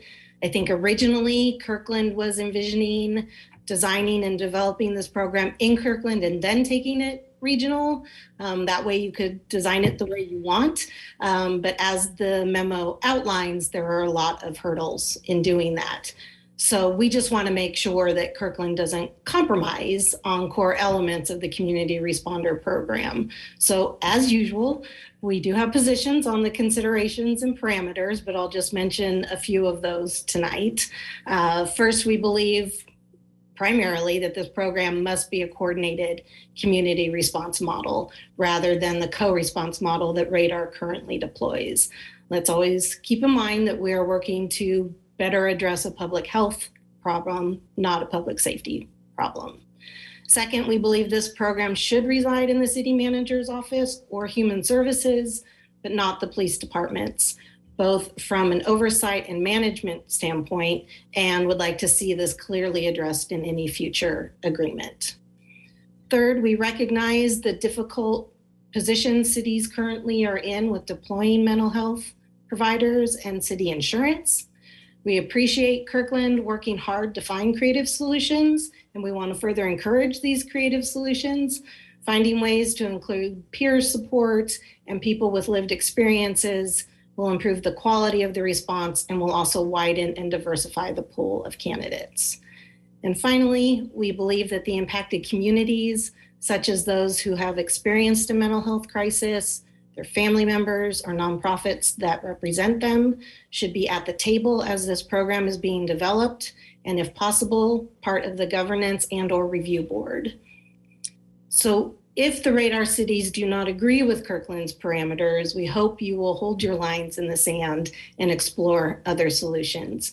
We really appreciate and thank you for your thoughtful approach in developing this program. Thank you. Thank you, Ms. Hanson. That will bring up Kurt M. I will need your last name when you come on.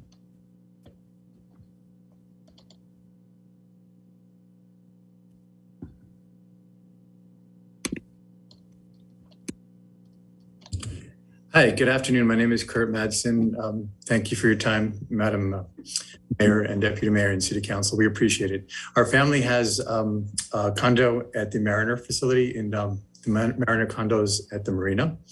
And we love Kirkland. It's a beautiful community. So thank you very much for all that you do. The one thing we want to point out is that the public events in September of this past year, the Oktoberfest was generally a great event, but there's a balance in the community with alcohol and with too much, I hate to say censorship, but there was a lot of profanity that was broadcast over from the DJs. So when people have an event that requires registration with the city and a permit, we need to basically control to some degree what's acceptable language and what's not.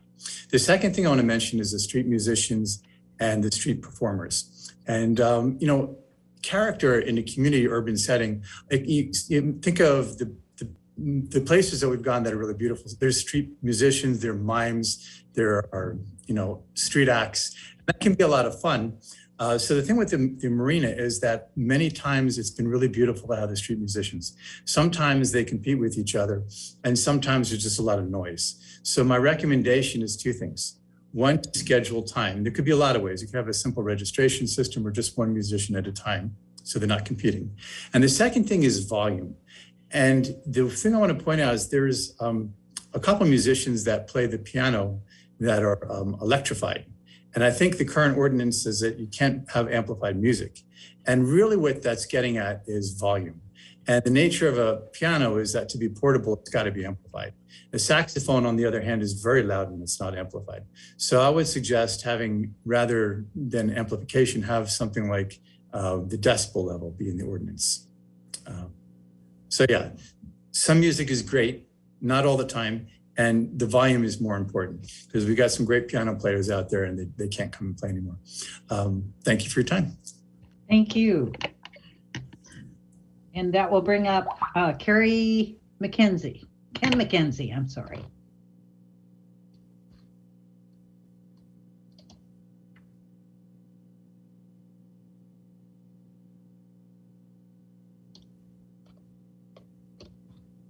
Welcome, Mr. McKenzie. Hello. I'm sharing my screen. Okay, so yes, I'm here to talk about the station area plan as well and relay to you from CAN, the community's prayer concerning the station area plan. Our prayer starts with, please let's delay SAP related ordinances, resolutions, and agreements until 5 things. The BRT station construction contracts have been signed by WSDOT and Sound Transit. And the idea is to guard against creating a dense environment that's not served by transit. And we're getting really alarmed about the rate that the city is proceeding compared to the schedule for BRT station. The second is there's a convincing mobility plan for all aspects of transportation. And to date, there isn't. We want to synchronize Kirkland traffic planning with what's going on throughout the county and the BRT itself. And that the Lake Washington School District has a clear and convincing and public plan to handle the load. And tonight's packet is a good start. There's obviously a lot more work that needs to be done, and it needs to be exposed to the public. And there's a place identified for a community park with ball fields and traditional Kirkland open space. And that all planned and promised studies are complete and accepted by the community. There seems to be a real push to make progress on this without finishing all the stuff that was talked about at the December 14th meeting. And then I have a few extra points on item 2, the transportation district, the transportation area. This is a map of the discussion about the Highlands access problem, where the Kiss and Ride is kind of tucked in over here. And everybody who's going to visit the Kiss and Ride has to go from 85th up 114th to what is now a 4-way stop and get on a very narrow road to access the Kiss and Ride, which has no parking and no place for people to wait. And then the second thing, just as another example of a transportation study issue, is we're talking about adding 9,000 offices and 9,000 employees to the Google office towers. And we need to look at the flow in and out of the property. These arrows going in are the proposed driveways into the underground parking. We need to look at the traffic handling capability of 120th Avenue, which is just a 2-lane street. And we need to look at the additional traffic on and off of 405 that's going to be driven by this, and the extra traffic that's going to come on and off the 70th Street intersection with 405. So thank you very much. Those are examples of the transportation issue. We're really looking forward to the completion of those studies before any ordinances or agreements are entered into. Thank you very much. Thank you, Mr. McKenzie. And could we get back to our regular screen? Okay, that will bring up Ron Snell.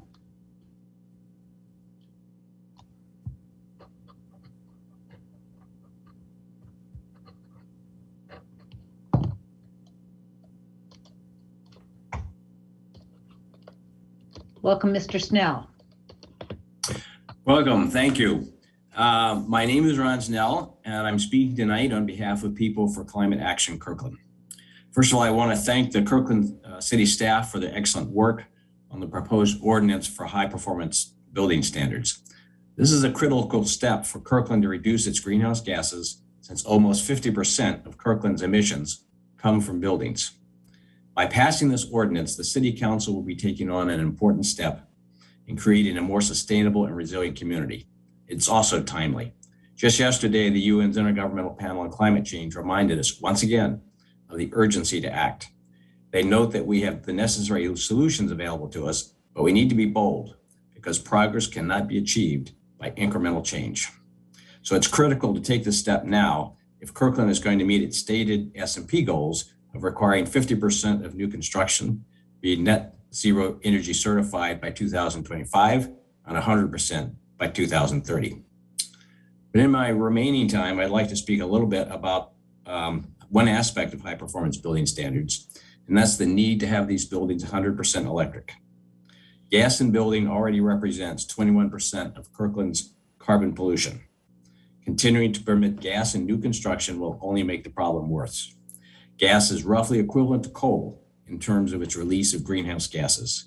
While it burns cleaner on site, than coal, the upstream emissions of methane from extraction, transportation, and distribution make it no cleaner than coal in terms of carbon pollution. Recent events surrounding the war in Ukraine have highlighted the volatility of natural gas on the world market. These international conditions can expose renters and buildings using gas to sharp spikes in their utility bills.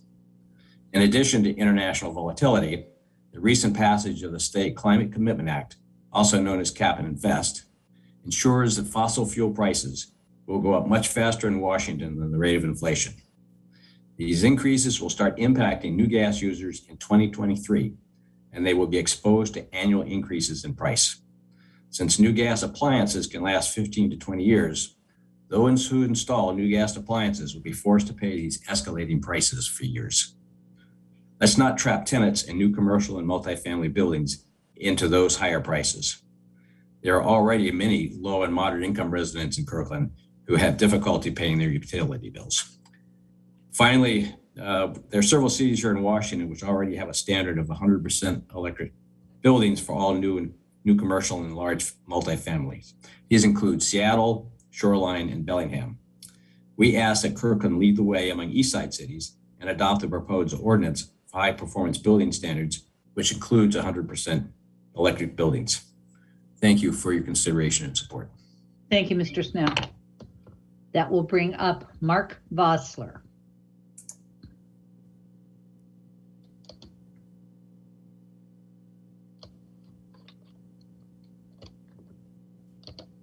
Welcome, Dr. Vossler.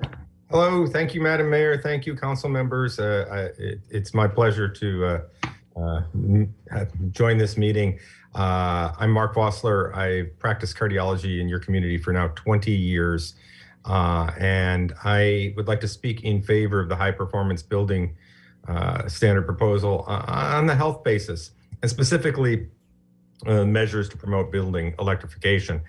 It turns out that burning gas in the home is actually dangerous, not just in terms of the climate impacts that Mr. Snell brought up, but also in terms of real-time health impacts because of the inhaled pollutants. When you're burning gas in a stove in the home, you emit levels of particulate matter and nitric oxide that would be deemed by the EPA in the unacceptable range if this was outdoor pollution. We don't have standards for indoor pollution. Kids that live in a home that has a gas stove have a 40% higher rate of asthma symptoms than kids that live in a home with an electric stove. So given these near-term health impacts, it doesn't make any sense to put gas appliances into new construction where it's far cheaper to just build electric up front than to, as people become more aware 2, 5, 10 years from now, have to do retrofits. I'm very concerned about these health impacts, and it's not actually just limited to children. Nitric oxide and particulate matter promote lung disease in adults, stroke, heart attack, and neurocognitive problems such as Alzheimer's type dementia. So we have a compelling reason both on the long-term carbon emissions front and in the near-term indoor pollution front to promote building electrification. Thank you very much for your time. Thank you, Dr. Vossler. That will bring up Mari Berka.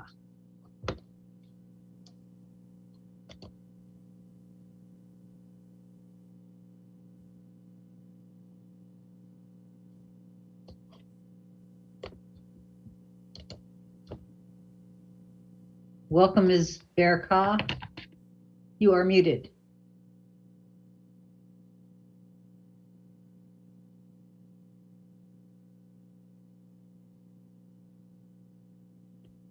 Unmute. I found it. Am I unmuted now? Yes, you are. Welcome. Oh, great. And start the video. Hi, everybody. Thank you for all your work you do. I am Maria Burkott, and I was just wondering, I saw on the City of Kirkland website that the city offices will be open in August. And my question is, will these meetings be in person in August or starting in August? So I just love to, get back to in-person meetings, and it's kind of my question and my comment. Would like to start more in-person meetings. And if I can mention a couple other things too, I live in the Highlands also. So I am concerned about that sound wall being demolished for the Kiss and Ride. So I would love it also if the Kiss and Ride could be off 85th Street instead of through the Highlands neighborhood. Thought that would be a better solution for us. And then there's one more thing, if I can do a third thing, I don't know. And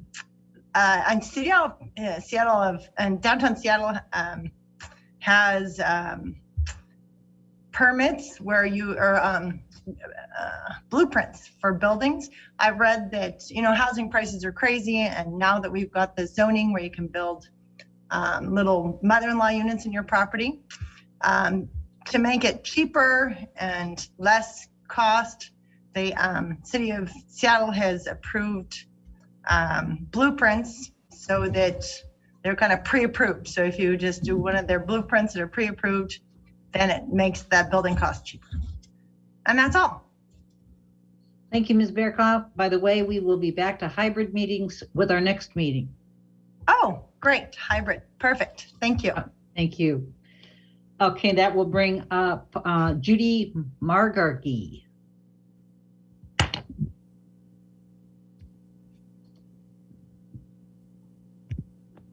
Phew, found the unmute button. Welcome, Ms. Margargi. Hi, it's Judy McGargy. Good evening, City Council. I wanted to take a moment to give you my opinion on the situation with buskers in Marina Park. There are some musicians who are no longer able to play because of the city law that does not allow amplification in the park. This is completely unfair because some musicians require a speaker to play. One of these musicians is my friend, Will. He has been playing at the park for over a year, and the soothing music and positive message has completely transformed the atmosphere of the park during the pandemic. He was playing the keyboard at the park last month, and a police came and gave him a ticket, even though his music was so quiet I couldn't even hear it. I found out last week that he was being charged with a criminal offense that carries a possible jail sentence. I cannot express to you how wrong this is, especially being that he's so quiet when he received the ticket, and other musicians who are even louder have still been playing there. This rule makes no sense. It shouldn't matter how the sound is produced. It should matter how loud it is. I really hope the city will look into fixing this problem soon. The park is just not the same without music. All the musicians should have a chance to share their gifts as long as they can keep the sound at a reasonable level. Thank you very much for your time. Thank you. Okay, that is going to bring up Bob Gregg.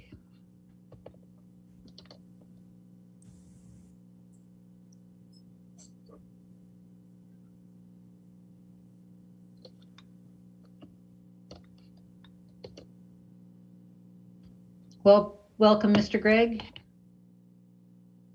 You are on mute.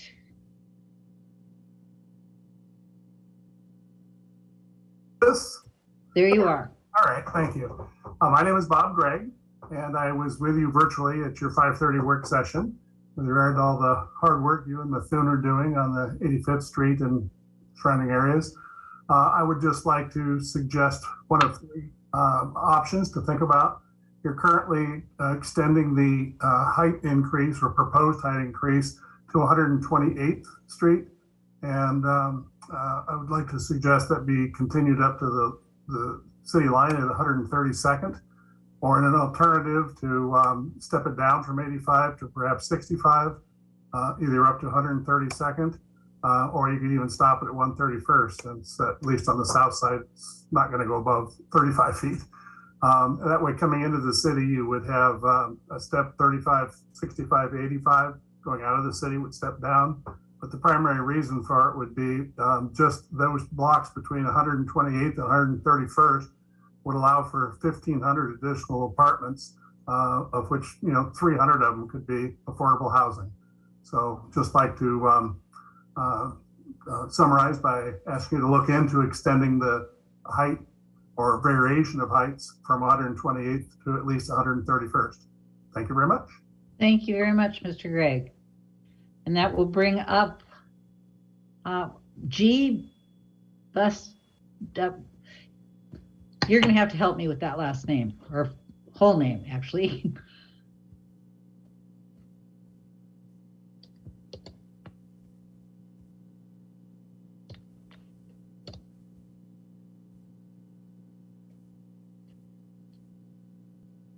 Welcome. You are muted, and we need to start with your name. There we go. Sorry. So thank you for allowing me opportunity to speak. So it's Gary, last name's Bastende. So I've lived in the Highlands for 37 years, and a lot of my questions are dealing with what Lori Hansen and several others from my neighborhood have brought up, dealing with 85th Street plan. One of them really kind of relates, or the primary is dealing with the Lee Johnson property. I was rather amazed, and this is several months ago, hearing that they could build 2 buildings at 180 feet, which is far in excess what is currently the building structures in the urban. And in the last meeting I sat in on, I understand that has moved from 2 buildings to 4 buildings at 250 feet, which is roughly 20-story buildings. And I found this, considering the streets and conditioning, really just absolutely amazing.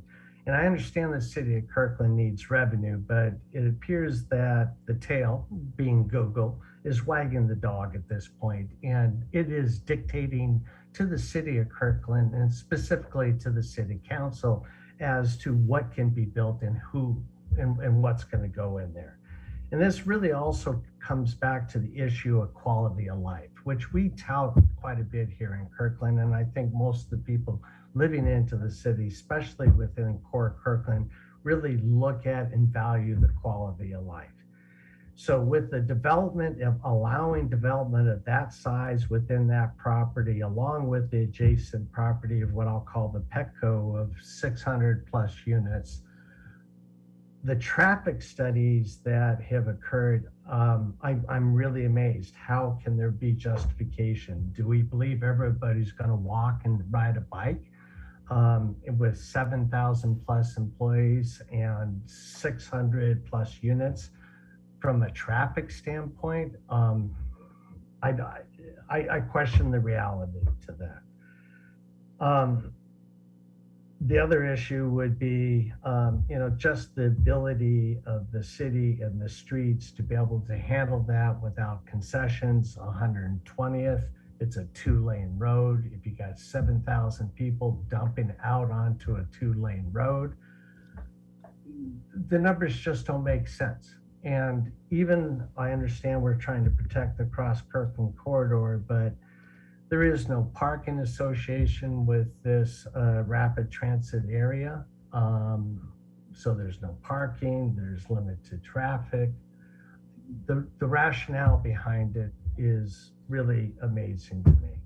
And thank you, Mr. Bustande. That is the end of your allocated time. Thank you. Thank you. And that will take us to Lisa B.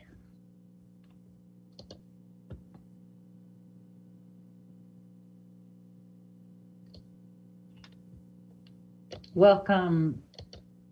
Could we have your last name, please? Berenson, can you hear me? Yes, welcome. Thank you. So I wanted to talk about a few different things. So really quickly. So first of all, I am extremely disappointed in the fact that the city council has not rolled over rental assistance to a bunch of profit and nonprofits for the residences of Kirkland. I know that this has been an on and off situation since 2020. There was rental assistance going on in 2021, and all of a sudden the council decided to stop assisting people once 2022 began. Actually, I was one of those people who applied for rental assistance through a company called For Tomorrow, which has done a lot of great work. And I was told abruptly that the city council decided not to proceed. The city of Bellevue and Redmond have both agreed to continue providing rental assistance to their communities into 2022. There are still thousands and thousands of residences in Kirkland who are still trying to recover from COVID, from post-COVID, from losing their jobs, to the rent increases. I mean, a typical rent for a resident starts at $2,300. Plus now we have Putin's war, we have supply chain issues, we have also inflation issues. It's not sustainable. People are still struggling. You need to continue to provide rental assistance to your citizens of Kirkland. You have a large percentage of Kirkland residences who it's not sustainable. What rent costs, what housing costs, what the standard of living costs, it's not sustainable. You need to help your residences. City of Kirkland has so much revenue between Google, all the developments that have been going on, and building pedestrian bridges and all these other projects. You need to help your citizens first, because this is not sustainable. We can't even afford to move. So I really wish the council would reconsider. You have all this money that the federal government gave you. Use it for what it's intended for, helping your citizens with rent and paying bills. Thank you, Ms. Berenson.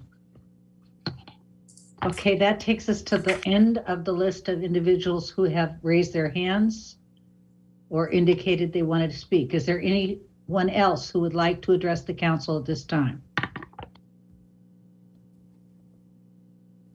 Seeing none, I will declare this items from the audience session closed. That will take us to special presentations, and we will begin with the COVID-19 update. City Manager. Okay, thank you, Madam Mayor. I think that last testimony was actually a nice segue into this topic, which is we wanted to let the council know where we are in the status of our rental relief programs. And we actually do have quite a bit of new news. As you just heard, the need is great. And so we're going to talk a little bit about the programs and their evolution.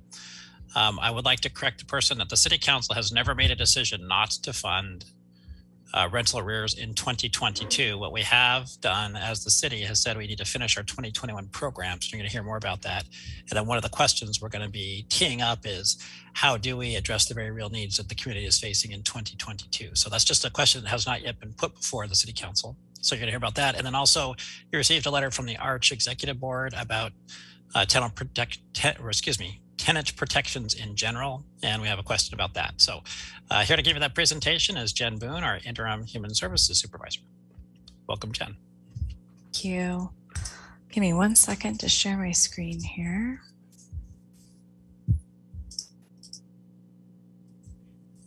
Excellent. Good evening, Mayor, Deputy Mayor, and members of the council. I'm here tonight, as Kurt mentioned, to provide a quick update on the COVID-19 relief programs, as well as circling back to the tenant protections that we discussed at the August 4th, 2021 meeting last year. So all three programs that are currently under the COVID-19 relief have undergone significant changes over the course of the last month. The first one I'm going to touch on is the rent relief program. Phase 1 is in the process of closing out. We have outlined a deadline of when applications need to be submitted into the portal, and that deadline is next week. We gave about 2 weeks of time for our partner agencies and to push messaging out to ensure that as many folks as possible that qualify are able to submit an application before we close that portal. The remainder of April will involve our partner agencies and city staff, making sure we're able to close out all applications that are currently in process before releasing final rent relief checks the end of April.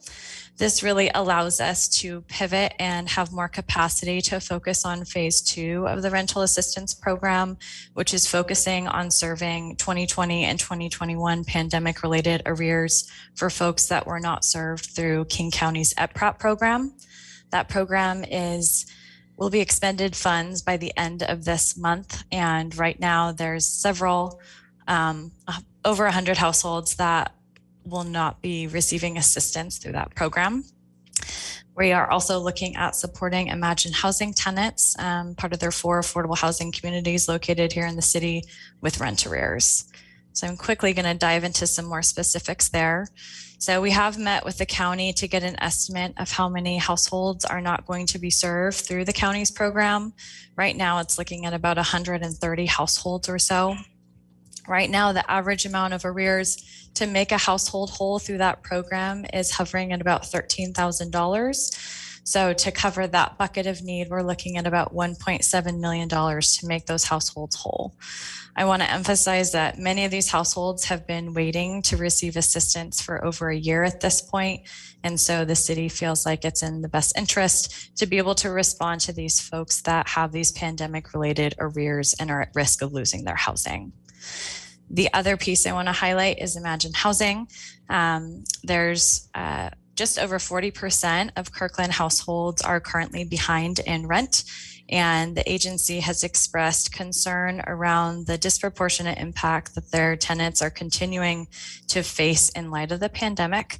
And so we want to be mindful of supporting these folks in our community. We recognize many of them have exited homelessness, they're senior citizens, and we want to be able to provide that support. And so being able to close our current application window allows us to be able to administer this assistance as quickly as possible, recognizing that a lot of the tenant protections that were in place last year, eviction moratorium, not being able to implement late fees, those kinds of protections are no longer in place. So we recognize the need to administer this assistance quickly. And as Kurt mentioned, once we're able to get through these priority buckets of need, we will be evaluating the need for 2022 rental assistance requests. Pivoting to our small business rent relief program, the priority intake window for applicants who are not served in phase 1 has now closed. Staff and the contracted agency are currently working through applicants to understand how many folks are in fact eligible. At the same time, the general intake window opened up last week, and that's open through the end of next week. And at that point, staff will have a better understanding of total amount of requests. Right now, it's looking at about $240,000 of the $250,000 that is budgeted. And the last update I will touch on is the utility relief program. The utility relief program has extended their eligible arrears timeline as well as increased their assistance threshold. And this information has been shared out through the use of door tags. And that's really, those door tags started distributing last week, and they go through the end of this week. And this is really encouraging households to address arrears they may have, engage in a payment plan, as the city will plan on imposing late fees and utility shutoffs at the beginning of June 2022.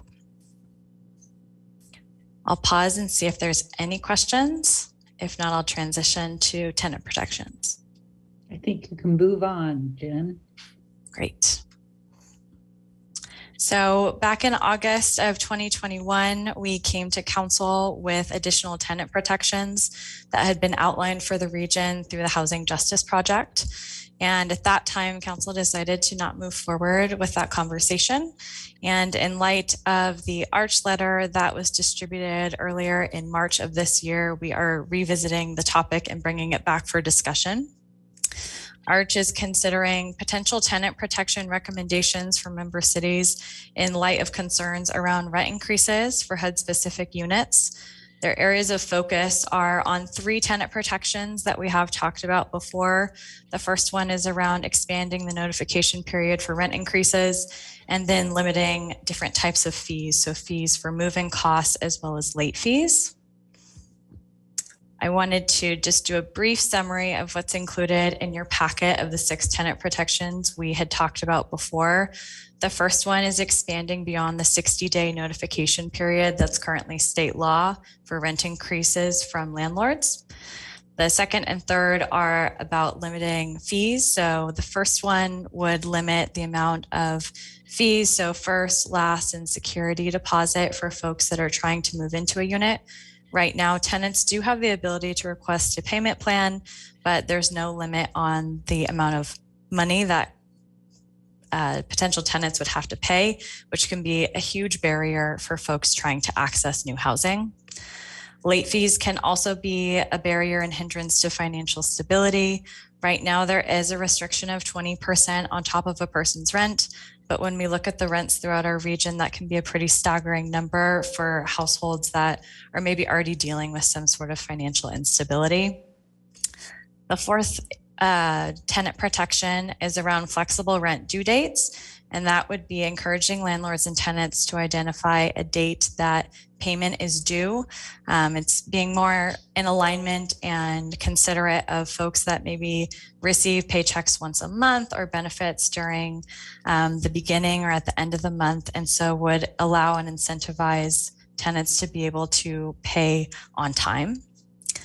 The fifth one is really around removing administrative burdens for adults living in a household. Right now, all adults living in a household are required to sign the lease, which creates problems around liability for children that are aging into adulthood while living with their parents or guardians, as well as adults that are living with disabilities. And the last one is around Social Security numbers. So currently landlords are allowed to require a Social Security number as part of eligible screening criteria. And this is not necessarily an indicator that a household is able to pay rent. So this could remove a potential barrier for folks trying to access housing.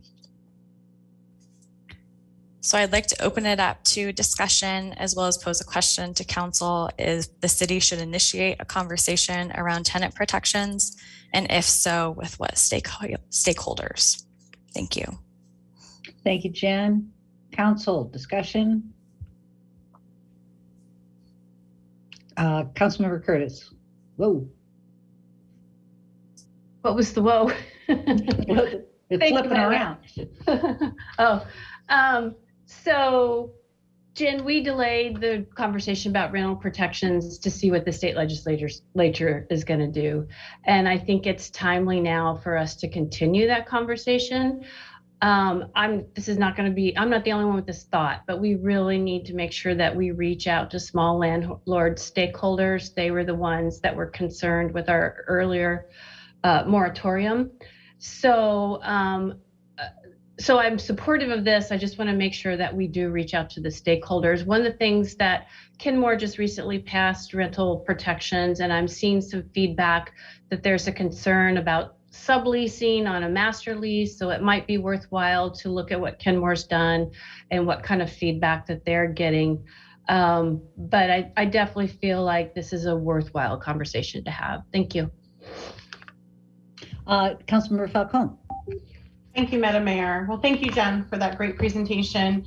It's going to be no surprise that to my colleagues that I'm in favor of moving forward with discussion of tenant protections. I was ready last August, and I'm definitely ready now.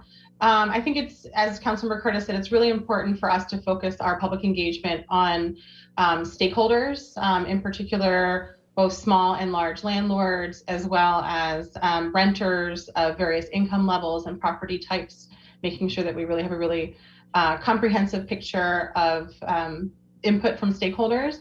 And Jen, you mentioned, how late fees, et cetera, are starting to pile up because some of those protections during COVID no longer exist. And so we're starting to see, and I've heard this from ELAP and others in the community as well, that we're starting to see, these late fees accumulate and are becoming problematic on top of back rent, et cetera. So if feasible, I'd really like us to explore the time frame and the timeline for our public engagement, and with considering these additional tenant protections with any timelines that we have associated with our rental assistance as well. For example, I know sometimes we require, for example, for the tenants to remain housed for a period of time, say 3 months, when we provide rental assistance. And so I'd like for us to examine the time frame for council to explore these tenant protections to see if there's a way that we can avoid a gap in protection, so that we can avoid, for example, late fees, et cetera,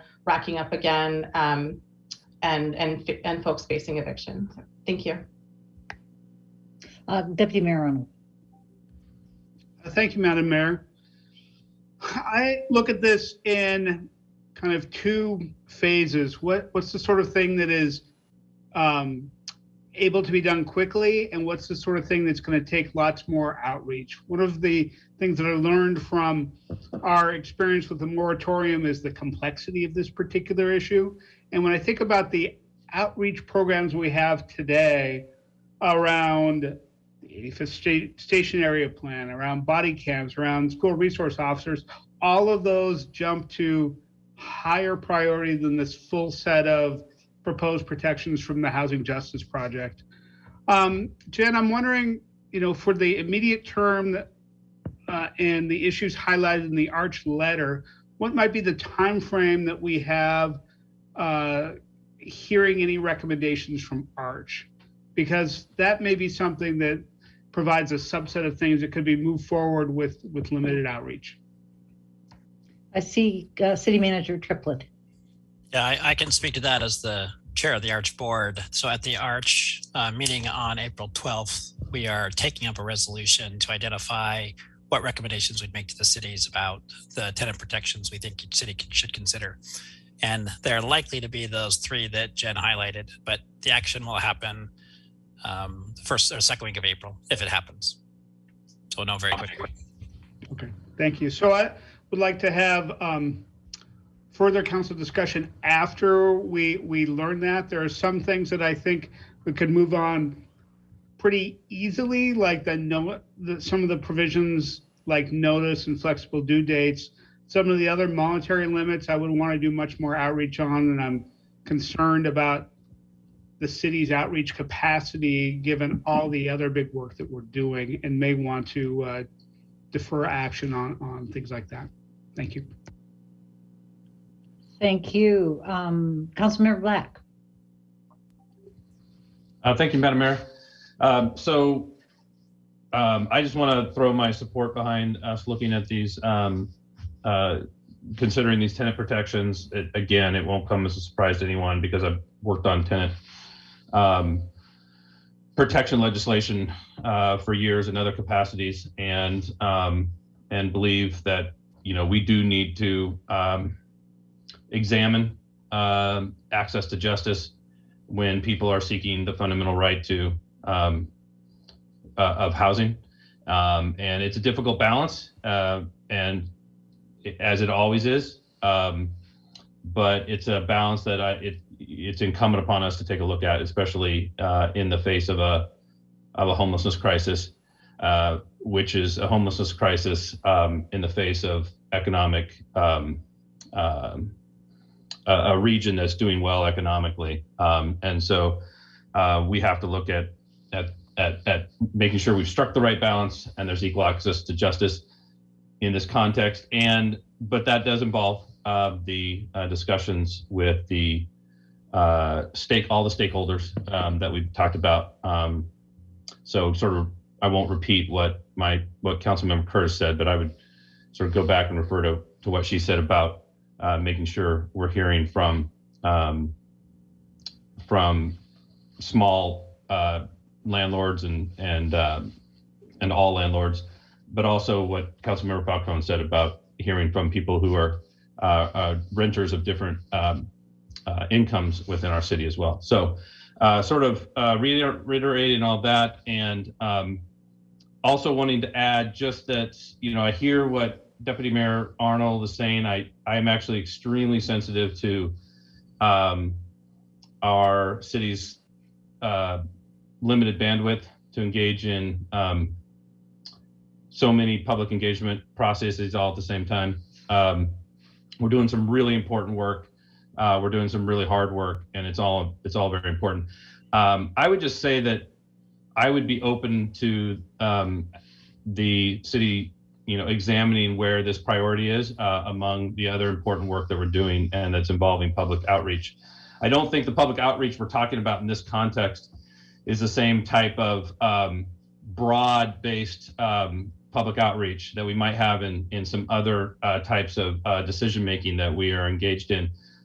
This is more focused with sort of key stakeholders. And I think it's something we could do potentially more rapidly with a slightly less devotion of resources. And because of that, and because of its importance, as some of the other, as relief programs roll out and some of the other protections roll off, looking at potentially moving this up in the priority list. And that may mean that some other really important work that we're doing takes a little bit longer, but this is a really important, I'm just going to state that this is a really important issue for me. Thank you. And thank you everyone for your comments. I think I agree with a whole lot of what has been said. And I believe that simply given the state of the economy, the state of flux that we are in, that Councilmember Black's urgency is appropriate. I also agree that this shouldn't be a huge undertaking. I can probably think of 12 people just off the top of my head who would be good representatives of various sizes of landlords.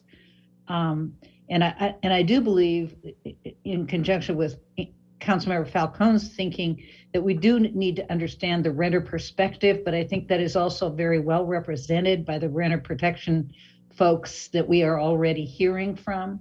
So that should be an easy access as well. So with that, Jen, I hope you got what you need. Great. Okay, so if we're done with that, that takes us to Resolution R5434 update. City Manager. Okay. So thank you, Madam Mayor. As you all know, one of the key elements of 5434 was the Community Responder Program. And we covered in the memo that we want to talk to the council about whether this is the time to consider potentially merging the Kirkland Community Responder Program with the radar program that Kirkland's also a part of with the other 5 cities in the north. So tonight, we want to give an update to you and ask for your direction and possibly return at the next council meeting with further action. So here to walk you through that is our management analyst, Carly Jorger. Welcome, Carly. Good evening, Madam Mayor, Deputy Mayor, members of the council. Let me just pull up my screen. All right. So I've got 4 slides this evening about the proposal to create a North King County Regional Mobile Crisis Response Program. This proposal involves merging the Kirkland's community responders with the Regional Radar Navigator Program. So to keep my presentation brief, I'm not going to go into the background on both of these programs. All that information is in your packet, but your city manager and I are happy to answer any questions you have about either program. So this presentation will have 4 sections. First, I'll review the reasons motivating this proposal. Then I'll go over a list of key Kirkland interests for the council to consider should you choose to explore this proposal. I'll ask the council for direction on 2 items. And then after the discussion, I do have a suggested motion for you, Madam Mayor.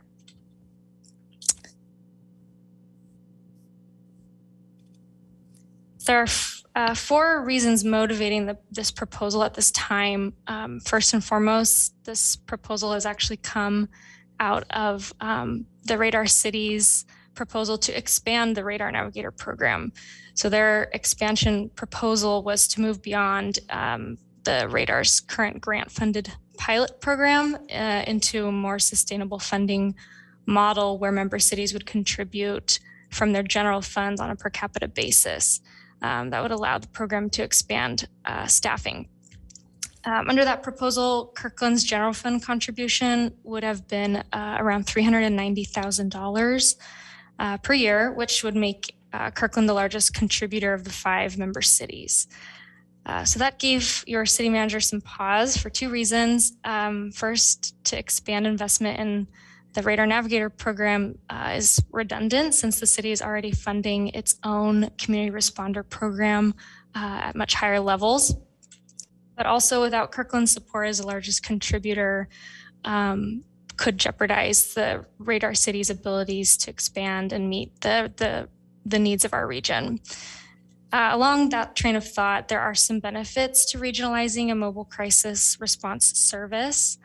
For example, when you think about merging the 2 programs, Kirkland's goal of having 24/7 coverage becomes more possible. It also better utilizes regional resources where staff can respond to more calls in more places during the off-peak period where calls for just one service area are projected to be quite low. Kirkland has also struggled to fill a few key positions that would help get the community responder program off the ground.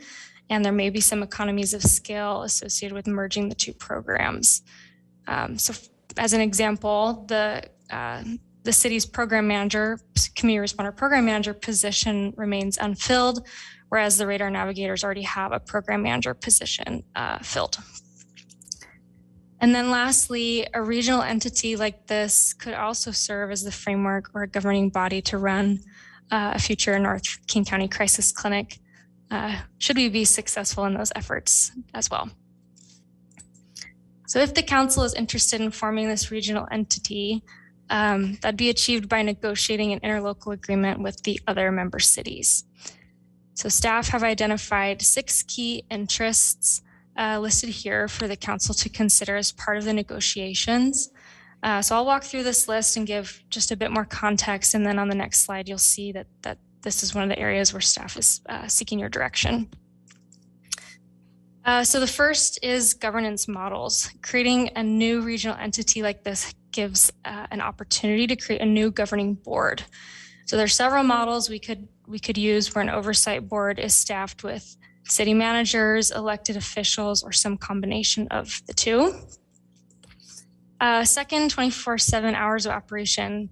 So we know a Kirkland interest and goal is that this entity would also provide service 24/7 and not just during peak calls for service.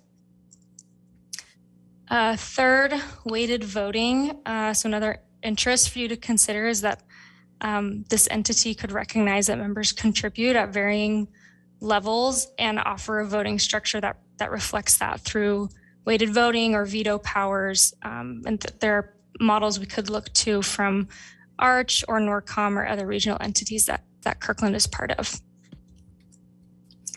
Fiscal and administrative agent. Kirkland could offer to step into these functions if Bothell chose to no longer do so if the regional entity is formed. Fifth, proximity to Kirkland. If Kirkland is foregoing community responders based in Kirkland for a regional model, it could be an interest to have staff assigned to Kirkland caseload be based in proximity to Kirkland so we can achieve similar response times. And then lastly, for this entity to function seamlessly, there will need to be integrated and shared dispatch protocols between 911 and the upcoming 988 so that regional service can work well with both centers of dispatch.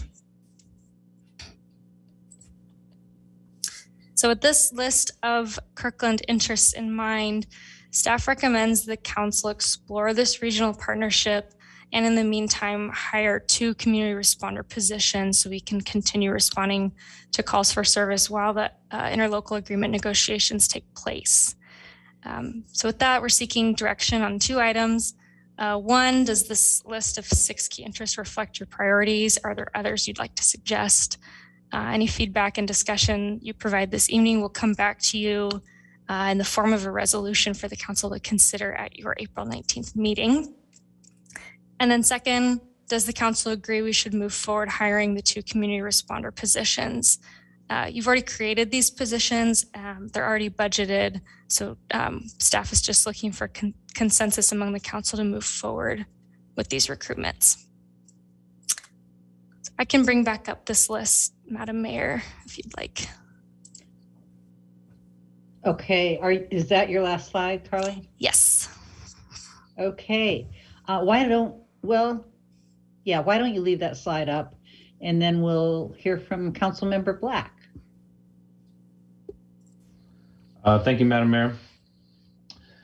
And thank you, Carly, for the work on this, and thank you to the city manager as well, and a great presentation and a great memo, really helpful. We've heard from some members of the city of Kirkland, some of our residents just earlier this evening with a lot of support for this and some specific reasons why it could actually make our investment in better crisis response even better. But I do have a couple of questions and a couple of comments. So I guess I'll ask my question first. It has to do with the governance model. I understand that this is an interlocal agreement, so it's an agreement between municipal agencies.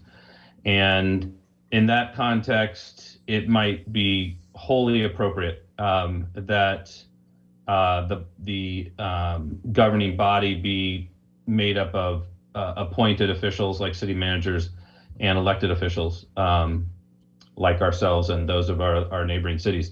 But I am curious, maybe it's a question for the city manager. Are there models of governance of these type of interlocal bodies that do incorporate some at-large members of the citizenry, particularly with, obviously it would be helpful if they had particular expertise or particular lived experience. And if not as part of the actual formal governing body, because that is an interlocal agreement among agencies, are there models where there are, for example, boards of advisors that are very well informed and have an active role in the governance? That's a great question. So yeah, there are several different models for all these that Kirkland's already a part of. So for example, with Arch and with NORCOM, the city managers are the appointed board on behalf of the cities. In the Cascade Water Alliance example, elected officials like our mayor serve as the board for the Cascade Water Alliance, which we're part of. There's a combined model. The regional homelessness authority has a combination of governing boards that have both appointed elected officials and also people with lived experience. And then if you use the Arch model as another example, we have what we just changed the name from Citizen Advisory Board to a Community Advisory Board that actually makes the technical recommendations about the projects that we fund. So part of what we would do with this is explore any and all of those as options with the neighboring cities to figure out what would work best for this particular topic and for the 5 cities together. Okay, thank you for that. I think that's good to call out. I mean, in our slide, we talk about some combination of elected officials, city managers, so it's good for those who are helping us in considering this this project to know that there are other models, and we're going to be looking at those other models. I also that's a good segue to one of my comments, which is I like that one aspect of this proposal. We are not making a decision that this is because Radar is currently a police and MHP, a mental health professional, a police officer and mental health professional co-response. My understanding is that when we we engage in considering this regional solution, we are going to have this council and the councils of the other partner cities are going to be able to consider all the different models that are being discussed out there for the type of what's most effective in responding to crises in the community. Is that? I just want to make sure I'm correct about that. Absolutely. And in fact, when I first spoke with our regional partners about this before bringing it to the city council, I met with the city managers and the police chiefs who helped create Radar. And to a person, all of them were supportive of the idea of it being a different governance structure than the police chiefs. And to give the police chiefs credit, they formed Radar when nothing else existed. But what they all said was, including our own Chief Harris, was their goal is to help people and to reduce the police interaction with behavioral health crises and get people the help that they need. So I think they're all going to be in the same support area as the city of Kirkland is on that topic. Great. And so then thank you, Madam Mayor. My last comments are just sort of reemphasizing my priority. It's not so much how we solve this problem so much as that we solve the problem. A responsive program, a creative program, a flexible program, and that a type of program that provides that 24/7 response. If this is a way to achieve our goals more effectively and efficiently, and in some ways make it easier to achieve our goals with partner cities, and maybe be in a position as a phase 2 to use this structure to potentially solve the critical problem with crisis centers and landing zones. If that can all be part of this effort, then I think it's a win-win, and I'm super supportive of it. And I'll be supporting a motion at the end of this with respect to examining, considering this issue further.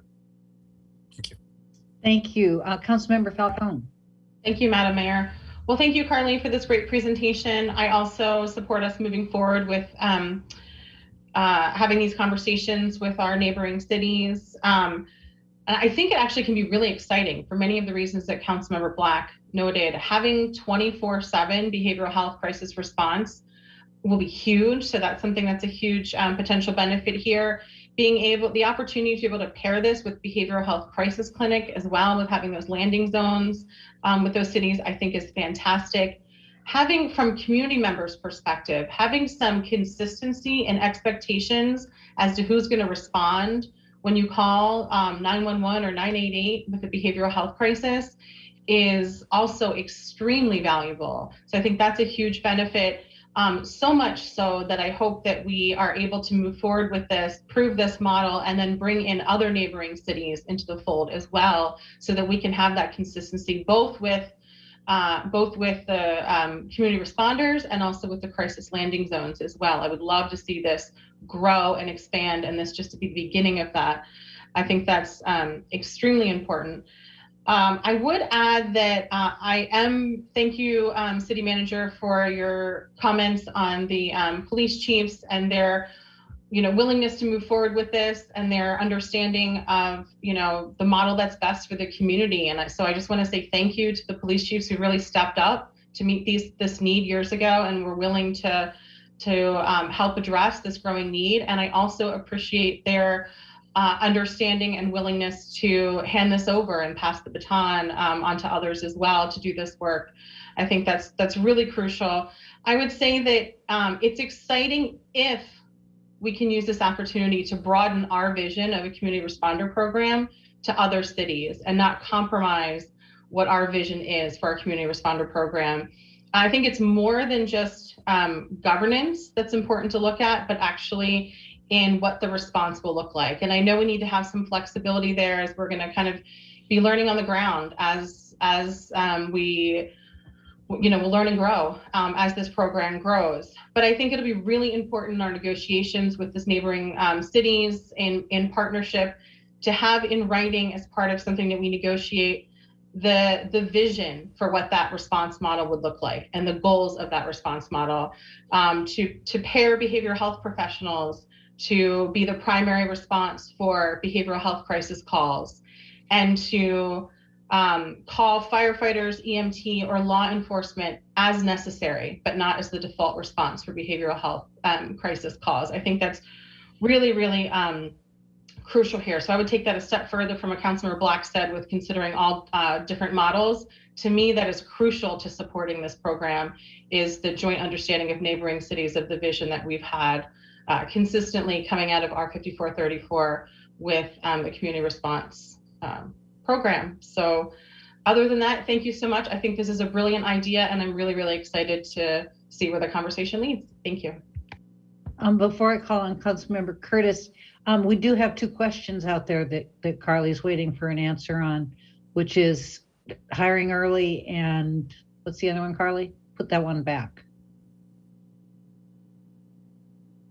So if you could put that slide back, then we'll make sure that Councilmember Curtis and Deputy Mayor Arnold address those questions.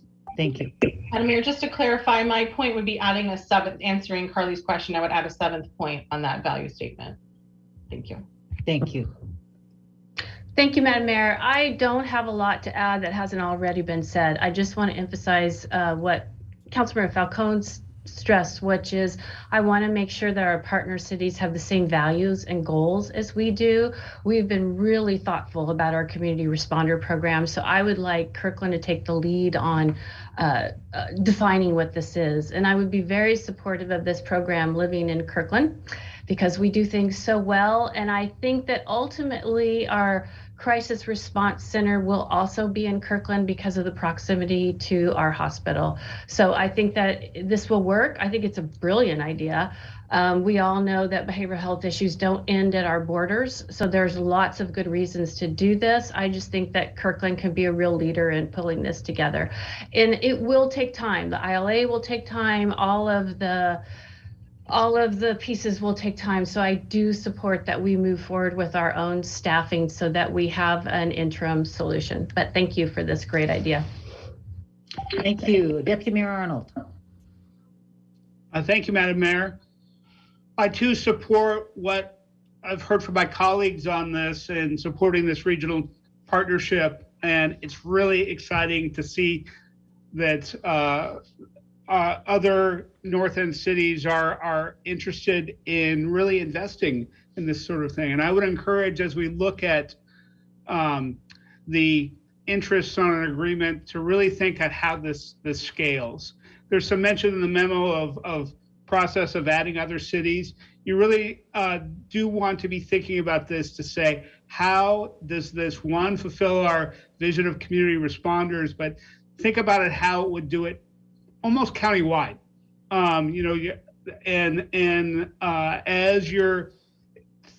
We're starting with the radar cities, but as you're thinking about this agreement, governance and framework, think about how to scale it up, because I think this is something that is really exciting. And I was surprised at how quickly radar cities jumped into our community responder model. I think we also are going to be surprised how many of our neighbors are going to want to look to join something like this once we kick it off. And I think you're on the right track in thinking about this as also something that may be part of a community, building the community crisis center. And then in addition to the second question, I am supportive of the staff recommendation while this is negotiated, and then seeing how we can use that to help support 24/7. I would also, on staffing and the regional partnership piece, I would also want to be looking at the mobile integrated health program and seeing how those resources would transition into this regional body as well. Thank you. Thank you. Interesting ad. Yeah, I think it's all been said. I think we are pretty much in alignment with the direction that we're going in. Philosophically, I think we have been on the right track since we began this discussion. Most important piece in my mind at this time is to get the feet on the street, right? Let's get out there. Let's learn how to do this, and it will evolve. One of the important pieces to me in terms of the evolution of this process to an actual crisis center is is maintaining a really good relationship with our partners around both our goals and objectives and alignment. And if it grows, that's wonderful. But I don't want to grow it until we perfect it, or at least get it to some level of perfection. Councilmember Falcone. Thank you, Madam Mayor. I just wanted to make a motion. I move that we authorize the city manager to prepare a resolution stating the council's interest and intentions to merge the community responder and radar navigator programs to create a regional mobile crisis response program and the council's desired terms of such a partnership. Second. It's been moved by Councilmember Falcone, seconded by Councilmember Black. Any further discussion? Question is on the motion to authorize the city manager to, I think I'm not going to repeat the whole thing because I don't have it in front of me. Amy, you want to repeat it? Sure, that we authorize the city manager to prepare a resolution stating the council's interest and intentions to merge the community responder and radar navigator programs to create a regional mobile crisis response program and the council's desired terms of such a partnership. Thank you. All those in favor, please signify by saying aye. Aye. Aye. Opposed? Motion carries unanimously. Thank you. Let's go ahead and do the consent calendar before we take a break. If that's okay with folks. So before we have a motion, I'd like to ask Deputy Mayor Arnold for a audit of the accounts. Thank you, Madam Mayor. We had payroll in the amount of $4,514,542.87 and bills in the amount of $7,588,164.59. That seems high, but okay, can I get a motion to approve the consent calendar? So moved. Second. There's not very many of us, are there? Been moved by Councilmember Black, seconded by Councilmember Curtis to adopt the consent calendar as presented. All those in favor, please signify by saying aye. Aye. Aye. Opposed? Ordinance, Madam Mayor. Oh, I'm sorry. There's an ordinance. There is. Okay. Thank you. Clerk, will you call the roll? Councilmember Nixon is absent. Councilmember Black? Yes. Councilmember Curtis? Yes. Councilmember Falcone? Yes. Deputy Mayor Arnold? Yes. Mayor Sweet? Yes, the motion carries. This will take us to our business agenda. Is it time for us to take a 15-minute break, Council? Then we will come back in, 15 minutes, which makes it what? 9:22. Thank you. All right, 9:22. Thank you very much.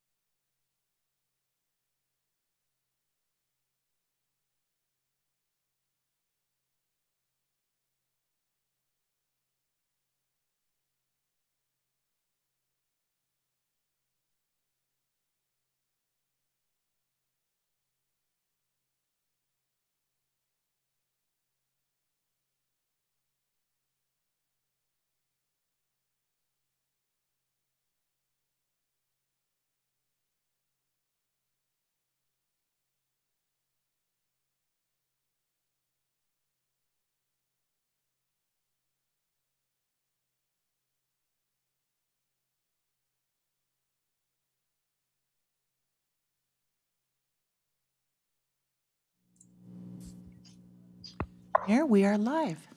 Recording in progress.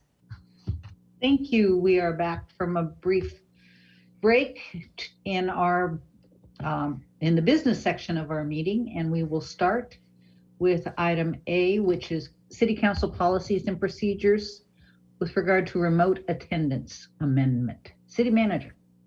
Okay, thank you, Madam Mayor.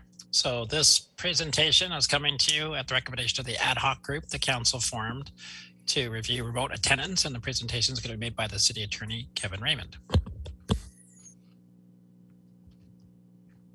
Good evening, Council. I'm going to share my screen, and I have one slide. Can you see that? No.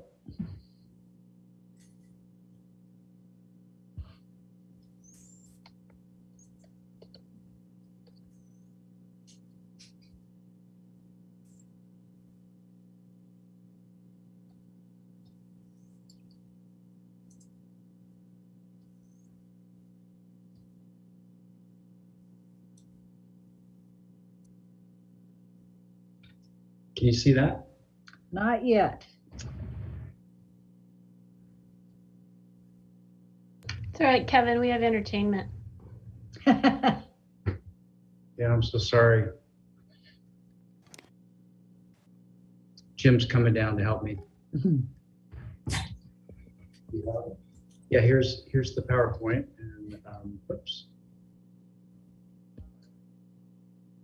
I'm screen sharing, and there's the PowerPoint.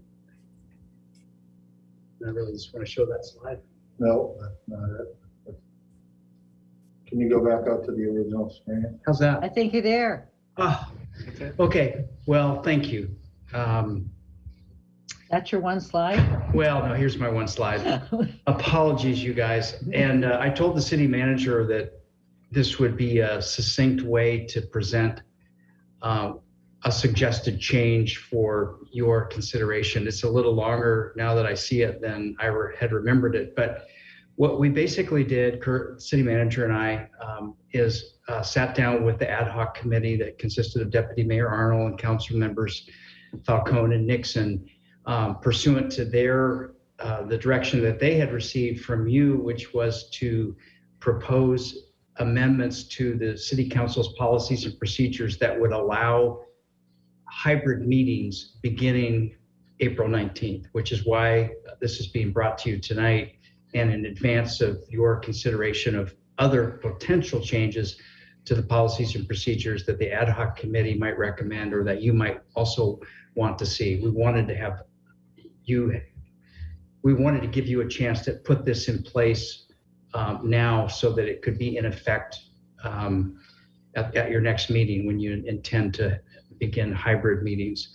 So this is basically what, if you take all the red line out of the packet materials, the new section 3.24 of the policies and procedures would look like. And basically it's just a change from the remote attendance at council meetings to attendance at council meetings that anticipates that council members can participate either in person or remotely, and offers that opportunity on a somewhat flexible basis while also expressing the general expectation that council members will attend meetings in person. So there are a few sentences in this paragraph. If it's okay with you, I'd like to just read them. City manager and I felt that they addressed the things that we heard from the ad hoc committee, and will tee up any conversation you want to have about various elements of the proposed change. The council members are generally expected to attend council meetings in person, absent emergent or other extenuating circumstances.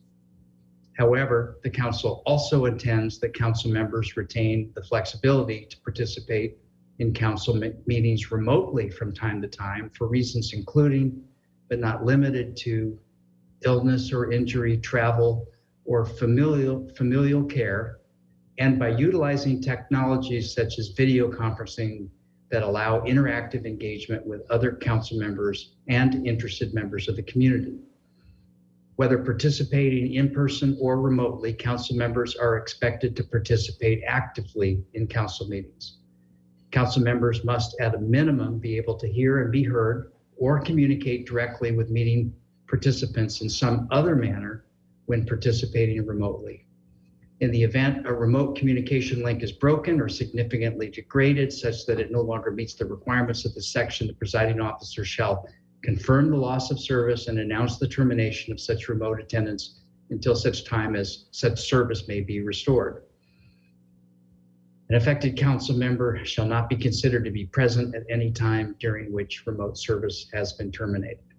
The city clerk shall record the time period of any such closure. However, and this is new, for all other purposes under these policies and procedures, including voting, remote attendance at a council meeting shall be considered equal to being physically present at the meeting.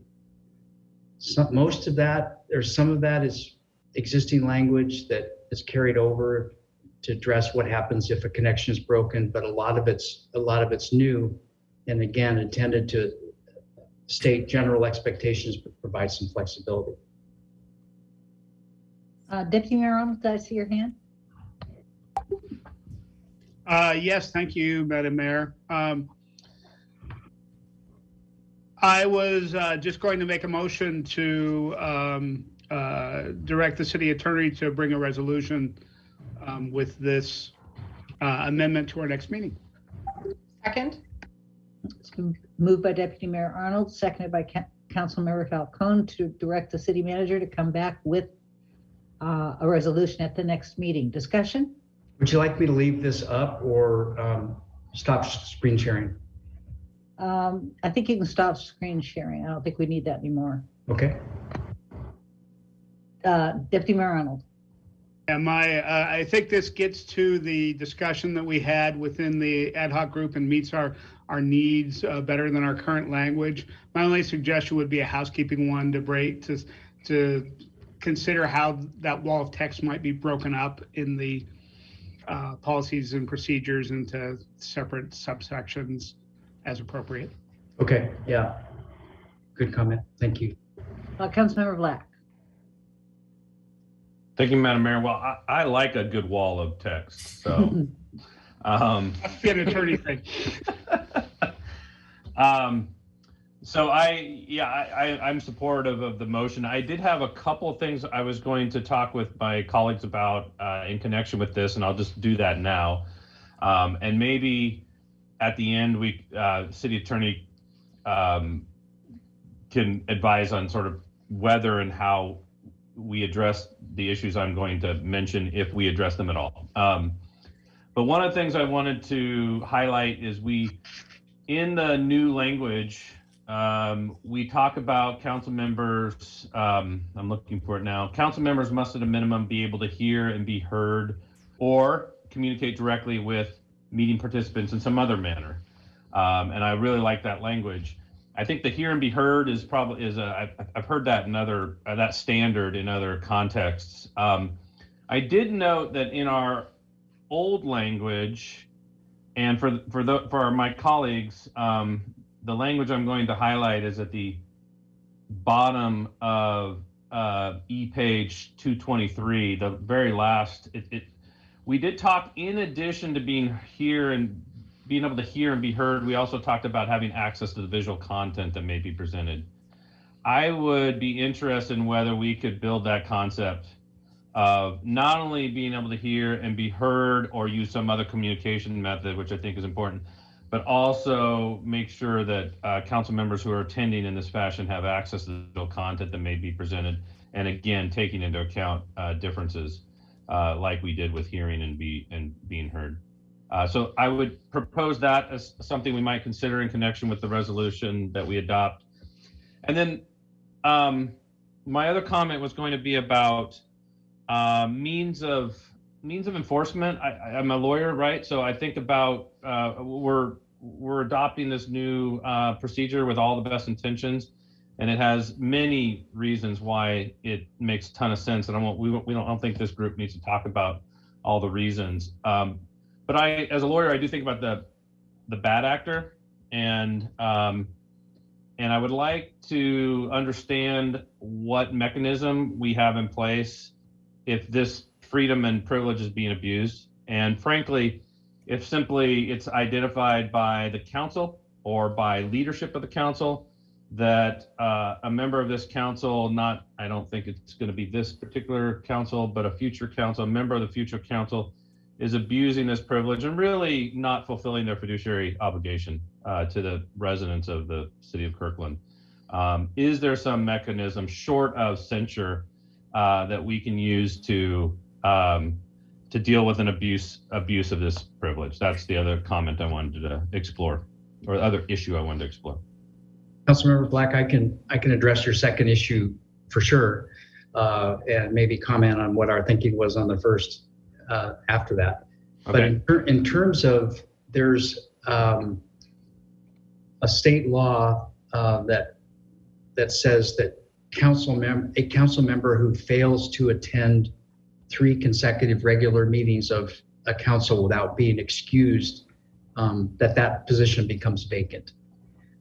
And there are other state laws that say, and this can be implemented by local bodies by ordinance. And we have done that through our code of ethics that applies to council members. It basically picks up the state law and says a council member's seat is considered vacant if that member misses 3 consecutive meetings on an unexcused basis. And so that's, it's up to you as a body to determine whether at the outset of a meeting you're prepared to excuse somebody or not. But if you choose not to, and that continues for 3 consecutive meetings, that position under state law and under your code of ethics would be considered vacant. So on the first point, yeah, we struggled a little bit with the language. I mean, the language that's in the policies and procedures now anticipates that at a minimum you're going to be able to hear and communicate, speak. But we recognize that abilities are different, and we started thinking, well, what if somebody was deaf and we needed to sign? I mean, and so and as I think about it, needing to do sign language would anticipate some kind of video connection, which is what you advocated for. So maybe we can fiddle with the language a little bit, but the idea was to make sure that there was the ability to communicate on a basis that took account of a different range of abilities. So something for us to think about. And if I can, I guess maybe close the link on what Kevin was saying about the unexcused absence. We thought if a person abused the remote participation and just kept their screen off and never commented, the council could then choose to declare that an unexcused absence. So you'd have a way to enforce good remote participation. Okay, thank you for that. So, and thank you, Kevin, too, for that. So unlike our previous version of this, where it did require an affirmative vote to excuse the absence, we don't have that in this new policy. But you're saying, I guess what I'm hearing is, it would be, we would have the council, the majority of the council would have the prerogative to do what you just described, city manager, and state that the absence is not excused.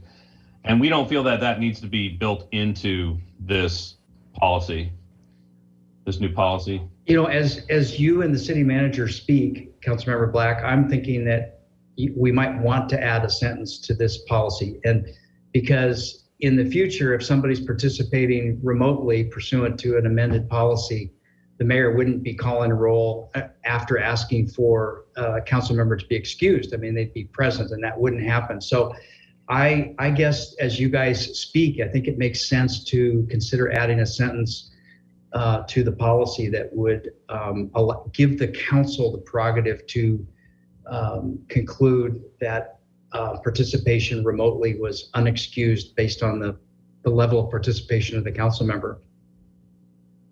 I don't quite know what the right way to say that would be, but I think that would be a good idea. Well, I don't think we should try to draft it on the fly tonight, but I think I'd like to see something like that. Thank you. Thank you. Councilmember Falcone. Thank you, Madam Mayor. Well, thank you, Councilmember Black. Those were some good comments. And thank you, City Attorney and City Manager, for your responses to Councilmember Black's questions, because I had similar concerns about being inclusive in our language and really making sure that meetings are accessible to future councils as well, future council members who may have varying abilities or disabilities. And so I think that's been covered. Councilmember Black, I like your thinking around consequences of violating the policy. I have similar thoughts about violations of other aspects of our policy as well that I think we should discuss. I know we're going to be talking about at our next meeting about how we want to proceed with additional potential changes to our policies and procedures. And so that's, I think, a good segue into that. I just wanted to mention that, I have a list. I know other members of the committee had we had a whole list of other areas of our policy that we would like to revisit. And so I just want to encourage fellow council members leading up to our next meeting to share your feedback or share your thoughts on how we could potentially change policy in other areas as well, to help us prepare for the conversation at our next meeting. And also to help prepare, I don't know what the decision of council is going to be coming out of our next meeting, but one possible option is that this committee or another committee may explore some of those changes to then bring forth to the full council. And if we go that route, it would be really helpful to have that full comprehensive list of potential ideas sent to staff for us to already have to consider. So thank you. Thank you. Councilmember Curtis. Thank you, Madam Mayor. So to Councilmember Black's potential abuses of this policy, I guess the other scenario, we are expecting excused absences in specific circumstances, but if I move to Hawaii and I want to do remote, that would be a violation. So that's another example of we need to figure out, I would be participating in the meeting, but I wouldn't be I would be taking advantage of this policy. So it's something to think about. And then as response to Councilmember Falcone, so we will be bringing to the 19th our laundry list of other council policies and procedure changes. That is what you're suggesting? That's what I'm suggesting. I think whatever feedback that you're comfortable sharing with staff in order to help prepare for that discussion, I think would be really helpful. I don't know, City Manager, City Attorney, if you have more thoughts on that, or Deputy Mayor as well, as part of another member of the committee, if you have thoughts on that. But I personally think that would be really helpful to this work moving forward. I guess I'm not clear if we're providing that information to staff or we're bringing it to the council meeting. Yeah, so I think building on what Councilmember Falcone said, when the ad hoc committee met, they had a chance to sort of think through and generate their own list, but that option wasn't really presented to the rest of the council at that time. So the way we had teed this up is really the April 19th was the first time the council could say, hey, there's more things we want to talk about, and we need to talk about how we want to talk about them. So do we want this ad hoc group to continue to work?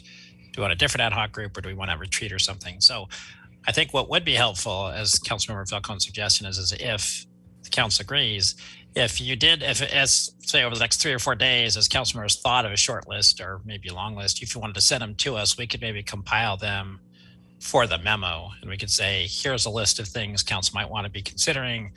Here are some options for how you might want to consider them. And then we could have a little more structure to the 19th rather than that being a starting date for getting everybody's lists. If I'm capturing Councilmember Falcone's suggestion correctly. Yes, thank you, Manager, for that clarification. Thank you, that was helpful. And that makes sense. Deputy Mayor, are you done, Councilmember Falcone? I'm sorry. Deputy Mayor Arnold. Thank you, Madam Mayor. In feedback to Councilmember Black's comments in the discussion with the City Attorney, I would just offer that I think it will be important to have a amendment that we can pass on the 19th in preparation for the hybrid meeting. I can see some challenges with two issues with remote participation we're talking about. One is, I think, abuse of it where somebody is using it too often. And I'm a little challenged to think of what that standard would be in a way that we could agree to that for the 19th. So, perhaps we, unless some brilliance comes from the city attorney in that proposal, I think we should be prepared to have a further discussion of that. That said, I do think that there should be a provision for the council to say the quality of participation from somebody isn't meeting the need, and to have a mechanism to say, based on the quality of the connection and the ability for that person to participate, that at some point we say this isn't working, and have a way just to declare that an absence. But as far as abuse of somebody's own decision on whether to be absent, we've talked about a number of scenarios where that might be necessary, and I'm not just in a position to question council members' wisdom in participating remotely at this time. Thanks. I'm leaving this one alone. You guys do fine. Councilmember Black. Well, if I could just, I don't disagree with Deputy Mayor Arnold. There's inherent tension, right, in what we're trying to accomplish with this new policy, right? It's the inherent tension between really wanting to provide this privilege, wanting to create this flexibility, but at the same time knowing that we as a body have a fiduciary obligation to the people of the city of Kirkland, and so there feels like there needs. I'll stand by my statement my comment that I think there does need to be a standard. I can't pretend that I know exactly what that should look like right today, and it's kind of going to be one of those situations where I kind of feel like we're going to know it when we see it, but it's going to be hard to describe it in advance. And I don't want the enforcement mechanism itself to be abused, because we are trying to create this flexibility and this privilege, and we're doing it in part because we want to be more inclusive as leadership. And so we're concerned about the abuse of the policy, and we're also concerned about the abuse of the enforcement of the policy, and how are we going to resolve that exactly? I can't pretend that I know the answer, but maybe city attorney is going to just come up with something brilliant for us in the next. Well, thank you. I don't know about brilliant, but I really do think that between the city manager and me, and maybe doubling back to the ad hoc committee too, in advance of your next meeting, that we can put in a sentence that would address the concept and would preserve to the council the ability to determine that the privilege is being abused, for you guys to talk from and to amend as you see fit. I think we can do that. We will do that. Great, thank you. Okay, I believe that we have a motion. The question is on the motion to have the city attorney come, have I got this right? To have the city attorney come back with a resolution for us to change the procedures somewhere along the lines that we just discussed. Made by Deputy Mayor Arnold, seconded by Councilmember Falcone. All those in favor, please signify by saying aye. Aye. Opposed? The motion carries unanimously. Thank you. Wow, we're just rocketing through this one, aren't we? So this takes us to item B, high performance building standards. City manager. Okay, thank you, Madam Mayor. So want to give you your last briefing on the high performance building standards. Looking for action tonight if the council's ready to act, but if you need more information, we can certainly bring that back too. And here to give you that briefing is David Barnes, our senior planner. Thank you, City Manager, and good evening, Madam Mayor, Deputy Mayor, and Council. Just getting my screen up here. Hope everybody can see the slideshow. Come on. Great. So yes, thank you for having me tonight. And as the city manager discussed, I am going to be presenting the high performing building standards tonight, and I'm really happy to be here to do that for you. I've got about 10 slides. And so tonight I hope to review the high performing building standard code amendments with you, to be here to answer any questions you have in your consideration of Ordinance 4788. So we held a joint Planning Commission and Houghton Community Council hearing back in March 24th. We had some comments from the Master Builders Association and Built Green, which is their green arm of their business, and a local community member, and very positive comments. And we also had both bodies support the code amendments unanimously. So, as always, just good to mention, where the direction is coming from. The Sustainability Master Plan actually asked for code amendments that actually are doing what I'm presenting tonight. We also have comprehensive plan support in 2 different areas that are pretty specific about this as well. So it's always good to have those little breadcrumbs showing where you got to where you're at. So what are high-performing buildings? What do they do? They're generally buildings that use far less energy than other buildings. They have increased water efficiency, and that's pretty important to conserve water. They're durable. That means the materials they use last a long time. They don't have to be replaced multiple times and waste material. They use finishes that are durable too, that make them stronger.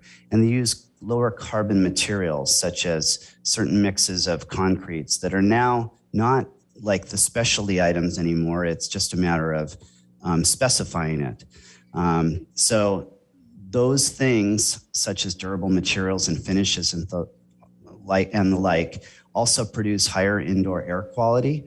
And that's really important. You're in this really tight envelope, and that's really efficient, and you want it to breathe. You want to be able to breathe. And many do not use fossil fuels. And some are producing renewable energy with solar mainly. And as you can see some of the pictures above here on the screen, there are rooftops that are managing stormwater through these beautiful green roofs. And in some cases, as the park on 3rd and Central development, they've done a combo. They've done, green roofs and, solar panels. So both can be done. And these are some of the attributes you're gonna get with a high-performing building. So what are some other benefits of high-performing buildings? And this is, for not only the city and the staff, but also for the community that would utilize them. For city and staff, it consolidates all of our high-performing standards in one place. Why is that important? If you have them scattered throughout the whole code and you have to make some changes, then you have to change everything sometimes. We used to call that code busting. If we put it in one place, it makes it easy to, change as, different standards change, and it's good. And so also it establishes a benchmark for new development, such as station area plan. It also shows applicants in the community for new major developments, what are the potential standards that could apply to their projects? So some transparency that it exhibits is pretty important. There's some misconceptions about when these high-performing standards would be applied, and it's not a mandate. We're not just like saying it applies to every development or that kind of a thing. It's for council-approved projects where the applicant is asking for something additional, development allowances such as increased development capacity, increased height, and other requests not kind of outright allowed by code. So, for example, if somebody decided they wanted to build a project that didn't require them to do anything other than what's required in code, and they would not necessarily have to have these standards apply. And also, there are use zones right now where we currently require green building standards. So this isn't the first time we've had standards in our code. But what will happen with those use zones is now they will reference this one place in Chapter 115 as the high performing building standards. And you've seen that probably in the ordinance. Multiple chapters will be changed and be referencing that. So what does it take to adhere to the high performance building codes? You must use an existing third-party certification program. I've listed 3 here. The International Living Future Institute's most famous certification they have is the Living Building Challenge. It's also the most challenging one. Built Green, they are the green arm of the master builders. We would accept 4-star and above. The United States Green Building Council, LEED, Platinum. And just for a second here, I want to say why we're kind of centering on those 2 certifications. One, the Built Green is the homegrown product. It has a really high energy efficiency, and that's what we're shooting for. We're trying to lower the energy that's being used in these buildings so that we're polluting less. We're getting closer to our greenhouse gas emission targets. And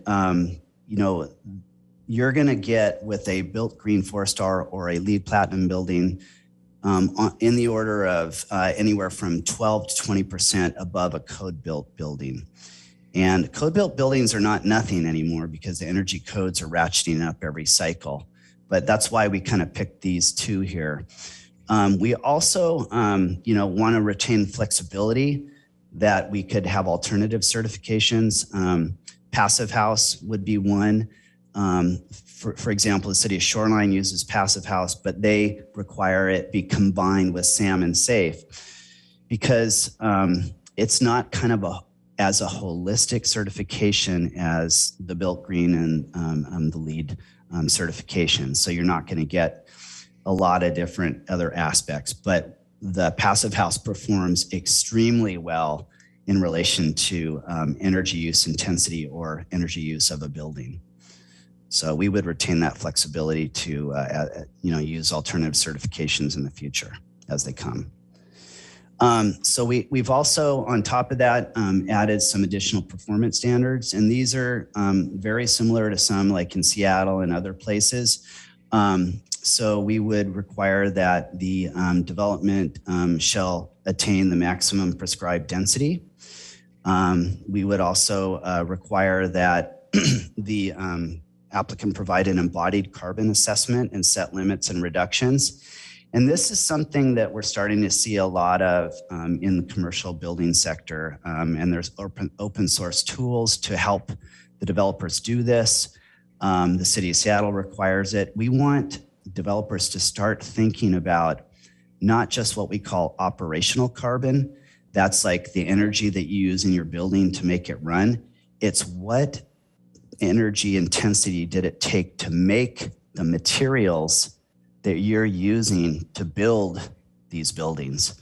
One thing I mentioned a second ago was cement, and there are easy ways just to change the mix of the cement. Doesn't decrease the engineering strength or anything like that, but it's like 40% less carbon intensity. And it's like, just by specifying something, that's how easy it can be. And also we're requiring 20% of required parking stalls must be electric vehicle charger ready spaces. And that means that, that they have everything in place except the charger.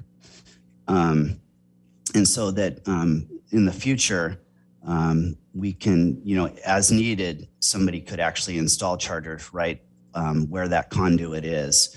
In addition, we would require 10% of spaces must actually have the functioning electric vehicle chargers. This is really important for a lot of reasons. I think one thing that's really specific to the East Side is that well over 50% of the automobile sales being made today are electric vehicles.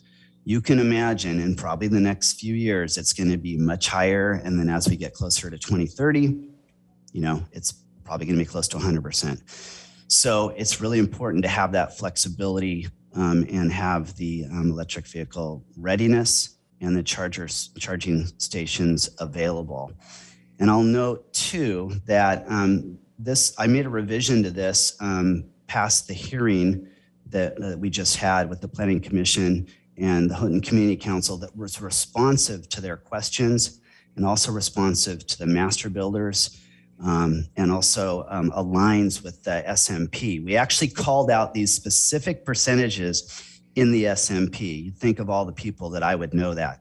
But anyway, so we're aligned with that. And also it's also aligned with what other jurisdictions are already doing now too. So it's a good idea to have that as a performance standard. Another performance standard is to include electrical outlets within the bicycle storage areas. Why? E-bikes, e-transport, e-mobility. We want to encourage that, right? We don't need an outlet on every single bike rack or whatever, but it is a best practice to have outlets in that area if somebody was going to charge something. In addition, and we're probably going to get this with most of the certifications, a deconstruction and material diversion plan.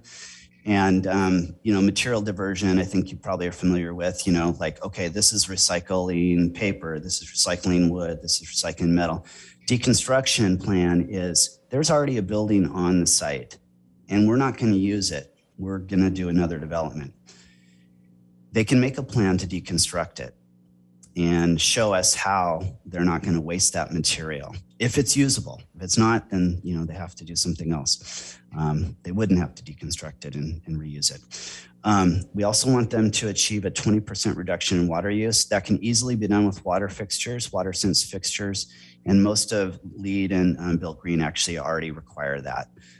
But for example, if we use Passive House as a certification, as I mentioned earlier as an example, it wouldn't have a water use reduction component. So we want to make sure we capture these things, because beyond energy use and the climate situation that we're in right now, water and potable water as a precious resource is right on its heels, and we need to protect it.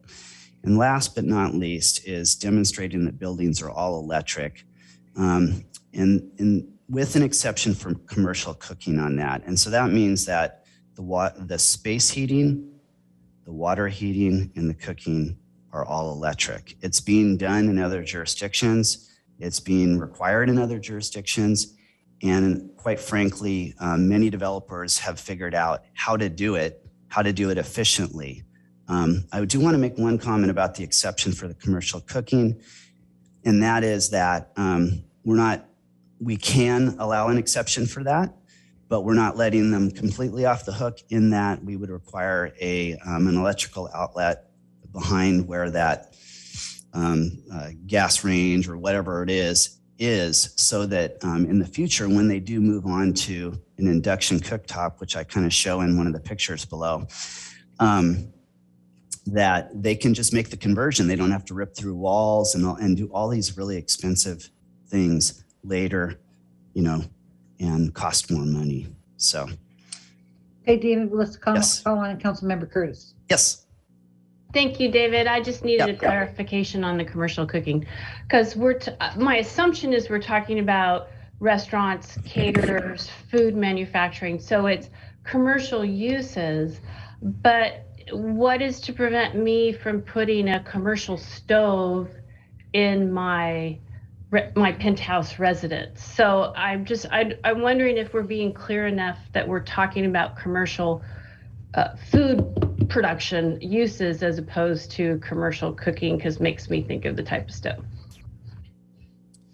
Yeah, that's a great question, Councilmember Curtis. So I tried to shrink it down here. I think it may be a little bit clearer in the actual ordinance itself. But what we're saying here is that, we would not be running gas lines up into units. So your penthouse couldn't have that gas stove, in that there would be no way to fuel it. So, that, and then we use the term commercial cooking, and it usually is related to mixed use or commercial businesses. So that's why we went with that language. I don't know if that's clear or not, but if somebody was evaluating this, they would know whether or not beyond the commercial establishments that existed there, that there were gas lines going up into other places or not, because they would be evaluating that for this. So. Okay. I'm just trying to prevent any workarounds, but thank you, David. No, I hear you. That's the end of my presentation. I'm here for any questions or discussion as you consider this ordinance. Thank you. Thanks, David. Great presentation. Council discussion, or could I get a motion? Whoa. Deputy Mayor Arnold. Thank you, Madam Mayor. I'd like to move approval of ordinance 0788 and its summary. Second. Been moved by Deputy Mayor Arnold, seconded by Council Member Black, to adopt ordinance 4788 and its summary. Any discussion? All those in favor, please signify by, oops, sorry, it's an ordinance. Just a quick comment, Madam Mayor.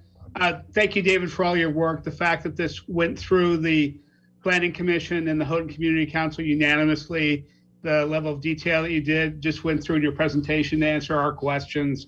It's just amazing work to get to this point and make some real progress on our sustainability master plan goals. Thank you. Well said. I think we all agree. Any further discussion? Clerk, will you please call the roll? Councilmember Black? Yes. Councilmember Curtis? Yes. Councilmember Falcone? Yes. Deputy Mayor Arnold? Yes. Mayor Sweet? Yes, ordinance 4788 is approved. That takes us to item C, amending the Kirkland Municipal Code, the Goat Hill categorical exemption thresholds. City Manager.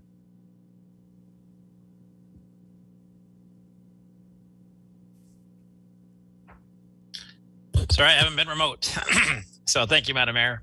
This presentation is going to be made by Adam Weinstein, our Director of Planning and Building, and it's designed to address some of the unique challenges we have on Goat Hill with its insufficient infrastructure and in the context of cottage building. So Mr. Weinstein is going to go ahead and explain it to you. Thank you. Thank you, City Manager. Good evening, Mayor Sweet and Deputy Mayor Arnold and council members. I know it's getting late, so I just have an 8-slide presentation for you just to cover some of the key themes surrounding this ordinance. Can you see an aerial photo on this slide? Is this We slide? can, Adam, but you are still in, you're not in the actual slide show. You are in the, we see all the slides. Okay. Do you do from beginning for that? Yeah. No. Let me try again. All right.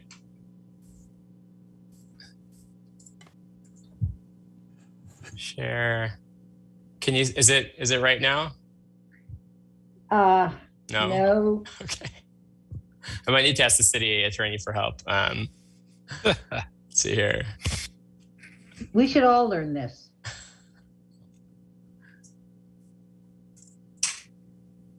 Hold on a sec.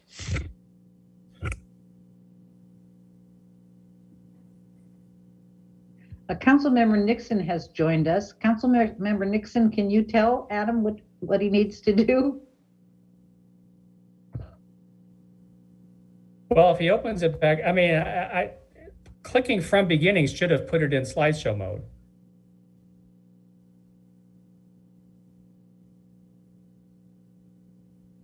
And let the record please show that Councilmember Nixon has joined us for this section of the meeting.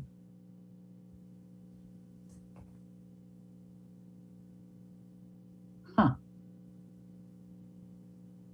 Still not working? No. Well, I guess we can see it's mostly pictures, right? Yeah, I'm sorry. One of these days I'll get the slides right. I can just go through the presentation. Yeah, thanks. All right. Sorry, everybody. So let's see here. So you can see the aerial photo slide, but it's just not in presenter mode, it looks like. Mm-hmm. Okay. All right. Sorry about that. So you're all familiar with Goat Hill, obviously. This is an aerial photo of the hill and its surroundings. It's a landform in the Juanita neighborhood, as you know. It's about 66 acres. You can see from the street network that the neighborhood developed organically over time, and many of the roads are under our standard widths. There are 2 access points, one on the east at Northeast 120th, and then one on the south at Northeast 116th, which together with the relatively narrow twisting roads of the neighborhood make this sometimes a pretty difficult place to access and travel around, with implications for emergency access. So this slide here shows landslide hazards on Goat Hill. I don't know if you can make out the colors, but pink is high landslide hazard and orange is medium landslide hazard. And the double cross hatching that you can see here, for instance, is scarps, which are basically undisturbed areas at the top of landslides. And then also landslide deposits are shown with just regular cross hatching. You can see that right here. But the key point is that something like 97% of Goat Hill is covered by high or medium landslide hazard areas. And so it has a very high density of these geologically sensitive areas compared to other parts of the city. And as you can imagine, along with this really steep topography, there are lots of streams and wetlands in Goat Hill, which make the geologic conditions in the area somewhat more complex. So the next photos just illustrate roadway conditions on Goat Hill. This is at 117th and 90th. And you can see here is kind of a classic hairpin turn on Goat Hill. There's not a sidewalk. There are narrow roadways. There are ditches on the side of the road that convey stormwater. And then you can see similar conditions at 118th and 117th. And you can imagine here how pinch points on the roadway network might develop, especially during commute hours as vehicles traveling in opposite directions confront one another. And so these unique conditions in Goat Hill have generated several CIP improvements over the years to manage surface water, to manage slope stability. There's been a basin study of Goat Hill to explore surface water issues on the hill. And then we've also developed specific policies applicable only to Goat Hill to mitigate construction traffic. So it is a unique place and it comes with sort of unique policy considerations. So the state in the Washington Administrative Code has identified types of construction projects that if they fall under a certain size can avoid environmental review under SEPA unless cities adopt higher thresholds. So for these projects, the WACs establish a minimum project size and a maximum project size that are eligible for exemptions. And as a local government, we can choose our own thresholds as long as they fall within those bookends. So the bookends established by the state for residential projects are 4 single or multifamily units on the one end, and then 30 or 60, 30 single family or 60 multifamily units on the other end, meaning that we can choose categorical exemption thresholds between those 2 bookends. And so right now in Kirkland, our threshold is 20 residential units anywhere in the city, meaning that if you build a project with 21 or more detached or attached residential units, you have to do environmental review. The WAC also says that local governments can assign different categorical exemption thresholds for different geographic areas. So our proposed amendment that's in front of you tonight would impose a special categorical exemption threshold of 4 or fewer residential units of any type in Goat Hill, while maintaining the 20 unit threshold for categorical exemptions in the rest of the city. And just to make a general point about that, we are generally wary about establishing different rules in different parts of the city for planning processes. We prefer consistency. We prefer having the same set of rules throughout the city where possible. But we do believe that a different threshold for environmental review is warranted in Goat Hill because of its unique access, topographic, geologic, and stormwater concerns. So here's the text of our proposed amendment. There was a typo that we'll correct as a Scrivener's error. I don't know why this little box is floating here. I don't know if you can see that, but there was a typo that we'll correct as a Scrivener's error. here where it says of, it actually said or in the text of your ordinance. So sorry about that. We will correct that. It basically says the construction or location of any residential structures of 20 or fewer dwelling units is categorically exempt, except in Goat Hill, as shown in this image that I'll show you, where the exemption threshold is 4 or fewer dwelling units. And here is the map that shows the boundary of Goat Hill that's referenced in the ordinance.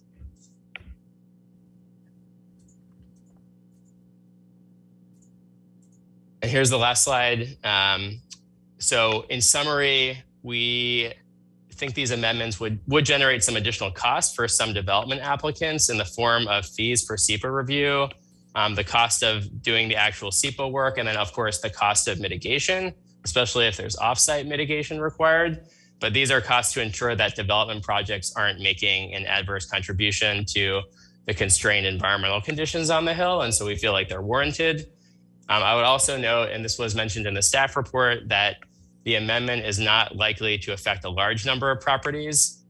Based on our GIS analysis that we did, only 23 properties on the Hill could be redeveloped with 5 or more units. And that includes cottages and duplexes and triplexes, but it does not include accessory dwelling units, which would not be encompassed within this ordinance. And the other point I want to make about development potential on the Hill is that since 2012, only one project of more than 4 units has been developed on Goat Hill. So we're not seeing a lot of very big projects on Goat Hill. And so in closing, we do believe that the amendment is warranted to make sure that development projects on Goat Hill are adequately evaluated and mitigated. We think this is a relatively surgical amendment that wouldn't interfere with housing production and wouldn't discriminate against the types of housing that we want to incentivize in Kirkland, including more compact housing. And with that, I'll stop sharing unless you want me to keep the slides up, and I'm happy to take questions. I don't think we need the slides up. Council discussion, questions, or I'm more than willing to take a motion.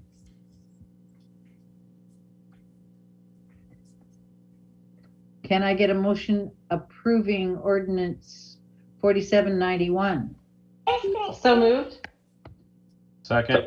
Been moved by Councilmember Falcone, seconded by Councilmember Black. Any discussion? Question is on the motion to approve ordinance 4791 relating to categorical exception thresholds in Goat Hill and amending sections of the Kirkland Municipal Code. Clerk, will you please call the roll? Councilmember Nixon? Yes. Councilmember Black? Yes. Councilmember Curtis? Yes. Councilmember Falcone? Yeah. Deputy Mayor Arnold? Yes. Mayor Sweet? Yes. Ordinance 4791 is approved. That takes us to item D, the 2023-2028 draft capital improvement program priorities. City Manager. All right. Thank you, Madam Mayor. So as you know, this is a budget year and we'll be developing the budget, and our practice has been, we also do the capital improvement project list 6-year plan update in the budget years as well. And our practice has been for the council to adopt a policy prioritization process, which is what we're going to talk to you about today. So tonight's resolution sets out the draft priorities. It's for discussion, possible action. If the council feels ready to adopt it tonight, you can, or if you need additional information, we can also bring it back to a future council meeting. So here to give you the presentation is our financial planning supervisor, Kevin Pelstring, and our CIP project manager, Rod Steitzer, and our financial planning manager, George Dugdale, is also available if necessary. Welcome, gentlemen. Kevin. So thank you, Kurt. I'm actually just going to start quickly with a brief overview. So thank you, Council, and thank you, Kurt, Mayor, and Council members. So as the City Manager said, we're here to get some direction ahead of the 2023-28 CIP development. So the presentation will be me and Kevin Pelstring, our Financial Planning Supervisor, which is partly as he and I are leading on CFA development together, but also because he is already proving a more trustworthy screen sharer than I may have been. So the development of the 23-28 CIP really begins with the technical master plans across a number of areas. And Council will have an opportunity to interact with the exact projects at the June 7th study session when we bring the first look at the CIP. However, before we're there, we're seeking direction on council priorities. So this will help staff as we prioritize and fund projects in the next few months. So there are 7 slides, and go over the first couple. I'm going to hand over to Kevin. Thank you, George. Good evening, Madam Mayor, Deputy Mayor, City Council members. Appreciate you giving us some of your attention this late in the evening. We'll try to make it quick. We only have 7 slides, as George mentioned. So the resolution that we're recommending tonight has G number of principles that I'll go through each of them, and as George mentioned, is laying out the high-level guiding principles that we'll use as we go through the CIP development, which we've started in earnest, and we'll have an update for you at the May retreat and the June study session. So the first principle is obviously we're going through first I'll say is we're going through some uncertain economic conditions as we were in the last CIP development in 21-26. So that kind of guides a lot of our principles here that we're recommending, and we'll talk a little bit more about that. But the first principle here is the complete capital projects from the 21-22 city work plan. This follows along with Kurt's kind of guidance on trying to finish what we started as a first priority. So those include Juanita Drive and 100th Avenue Northeast projects, Totem Lake Connector, and the major park improvements at Totem Lake Park and 132nd. The second is to complete public safety capital investments that help implement the police and fire strategic plans. So that includes the delivery of the fire station program, construction of fire stations 27 and 22 that follow the adoption of Fire and EMS Prop 1.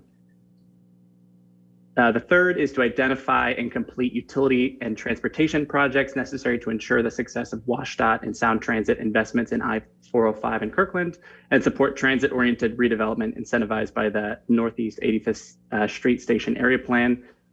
You got an update on the station area plan this evening, and we're incorporating all of the identified projects that came out of the fiscal analysis and a lot of the long-term planning that we've been doing as part of that progress, as well as really prioritizing the projects that are in coordination with WashDOT around the bus rapid transit station.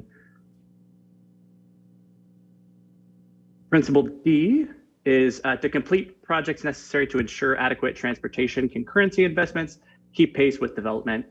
So this is around multimodal capacity and concurrency trip credits. We have a number of major transportation projects that are scheduled in the next 6 years. That would add a significant number of trip credits, and those include Juanita Drive, 100th Avenue Northeast, 124th Avenue Northeast, and the TLC Bridge. And we have grant funding for a number of these projects, and we're pursuing further funding opportunities coming out of the bipartisan infrastructure package, as well as debt financing towards completion of these projects. E is to invest in park projects that increase active recreation opportunities throughout the city to meet the diverse needs of a growing population. So first priority on this is really to complete some of the major park improvement projects that are ongoing and will add recreational amenities and capacity, as well as to look forward towards some feasibility and costing assessment of parks that could be good candidates for a potential parks ballot measure in the next couple of years. F is to invest in water, sewer, and stormwater projects according to the priorities contained in the adopted master plans and identified in the Northeast 85th Station Area Plan. So as I discussed, there were some utility projects that were identified as part of that station area planning to accommodate increased capacity over the next 10, 20 years. So that's part of this process, more in the long term. And Rod wanted me to mention here that, or to emphasize that the prioritization happens at the CIP level. So that's some process that happens every year as we reevaluate the entire CIP, and the master utility plans, which happen every few years, 5 years or so. Those identify some of the technical needs that then build that list that the CIP group kind of pulls from when they're trying to balance the entire CIP.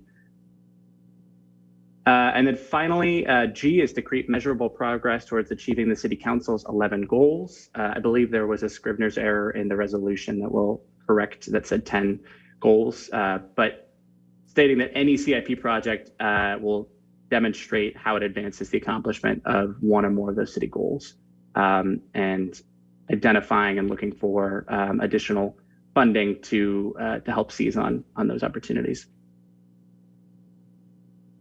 All right, and I will send it back to George to discuss some of these two additional direction around some of the uncertain economic conditions and how we'll be responding to those as we develop the CIP. Thanks, Kevin. So given the extraordinary times in which we're continuing to live, the resolution, as the previous 21-26 CIP resolution also did, includes specific policy direction due to the economic conditions. So this takes the form of the 2 bullet points shown on the slide here.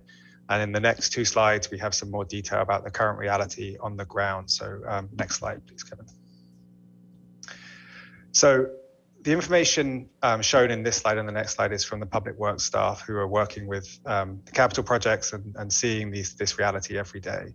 So at this point, I think a lot of us are used to seeing charts with the shape of the one on the left, with lots of lines heading up to the left and price increases across a range of sectors.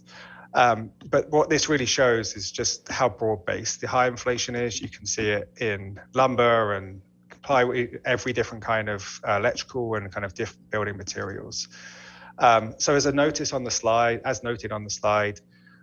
costs continue to rise. So a typical escalation that we've seen across maybe the last decade across of this broad base of an index would be something like 3 or 4% a year. Right now, CIP staff are still reporting quarterly increases of 4 to 5%. So to take one extreme example, steel prices are up 100% in the last 18 months and are currently rising at 5% a month. And steel is an area that's been badly hit by just a range of global events that have been kind of impacting the supply chain and impacting a lot of things beyond our capital projects. So we're also seeing shortages in materials and as I mentioned, supply chain, and then a lack of construction in the local market of labor availability. So staff is responding to these market conditions by dedicating resources to monitor project costs more and even more closely than before, and to build this into planning, to recognize where possible, recognizing additional revenues to finish projects that are currently underway, and by applying appropriate inflation rates to the CIP. So for example, the guidance given for 2023 was 12.5% for most projects, and higher if there was a known reliance on a material that would be more than that. So next slide, please, Kevin. So the final slide here, or the next final slide, is a slightly different way of visualizing what I was previously talking about. So there's been recent articles in both the New York Times and Wall Street Journal which talked about the impact of the supply chain issues and reported on a complexity index related to the construction industry. So the articles dealt primarily with residential construction, but I think the issues are universal enough to apply to our CIP. So the chart on the right shows an index that seeks to measure how hard certain items are to obtain. So you can see that there are very specific residential things like light fixtures and home appliances, garage doors, but there's also insulation and roofing and HVAC systems and things that are used a lot in not just commercial buildings, but in concrete blocks and things that we use in a range of CIP projects. And so the basis of the index here is that the more parts an item has, the more customizable, the harder it is to get. So in essence, things are going wrong across multiple areas of the supply chain, or if there are snags in multiple areas of the supply chain. So the more areas of that supply chain you're exposed to, the harder things are to get. If they're not coming locally, if they come in, a wide variety of shapes and sizes, if it involves multiple materials, multiple skill sets to build, that makes things more and more complicated. And so particularly in vertical construction, the construction of buildings, there have been these huge both increases and supply chain issues. So obviously the global supply chain is beyond staff's control, but we have been modifying the approach to design and construction of projects to account for the current environment. So staff has been working with designers to incorporate project schedules, to make any changes in schedules that can be made, And also staff has been adjusting contract processes and working with contractors to try and secure early procurement. If we know that something will take a long time to arrive, we can order it ahead of when we would have done to try and keep the project on schedule. So that's just a deeper look at some of the issues that I think we'll be discussing, where I know we'll be discussing as we go through the CAP update in June and ultimately through to CAP adoption in December. So back to Kevin for just a quick wrap up. Those are all the slides that we have, but that's a starting point for the priorities. We're definitely open to your feedback and any potential amendments to that list of principles, and hand it back to you, Madam Mayor. Thank you. Okay, questions or discussion? All right, in which case, are we ready to proceed with action on resolution 5528? Is that what this one is? Councilmember Curtis. Getting tired. Madam Mayor, I'd like to make a motion to approve resolution 5528. Second. Moved by Councilmember Curtis, seconded by Councilmember Falcone to approve resolution 5528. Any further discussion? I also would like to make a motion to amend resolution 5528. I sent you all an amendment earlier this evening. Section 2, line 60 says defer projects and reprioritize funding. In the presentation, we talk about potentially deferring projects and reprioritizing funding. I'm just more comfortable without that declarative statement and talking about that we will potentially defer projects. So I'm looking for a second on my amendment. Second. Been moved by Councilmember Curtis, seconded by Councilmember Falcone to amend 5528 as described. Any discussion? Question is on the amendment to 5528 as described by Councilmember Curtis. All those in favor, please signify by saying aye. Aye. Aye. Aye. Motion carries. The question is on the motion to approve resolution 5528 as amended. All those in favor, please signify by saying aye. Aye. Aye. Aye. Opposed? The motion carries unanimously. Thank you, gentlemen. Great presentation. Thank you. And I believe that takes us to item number 10, City Council reports. Oops. Then you just disappeared off the leading place, so you're going to start anyway. Councilmember Curtis. My mic's still on. Okay, get it together. Nothing to report on regional meetings. I've sent you notes. I want to thank Jim Lopez and David Wolbrecht for a well-run body-worn camera town hall.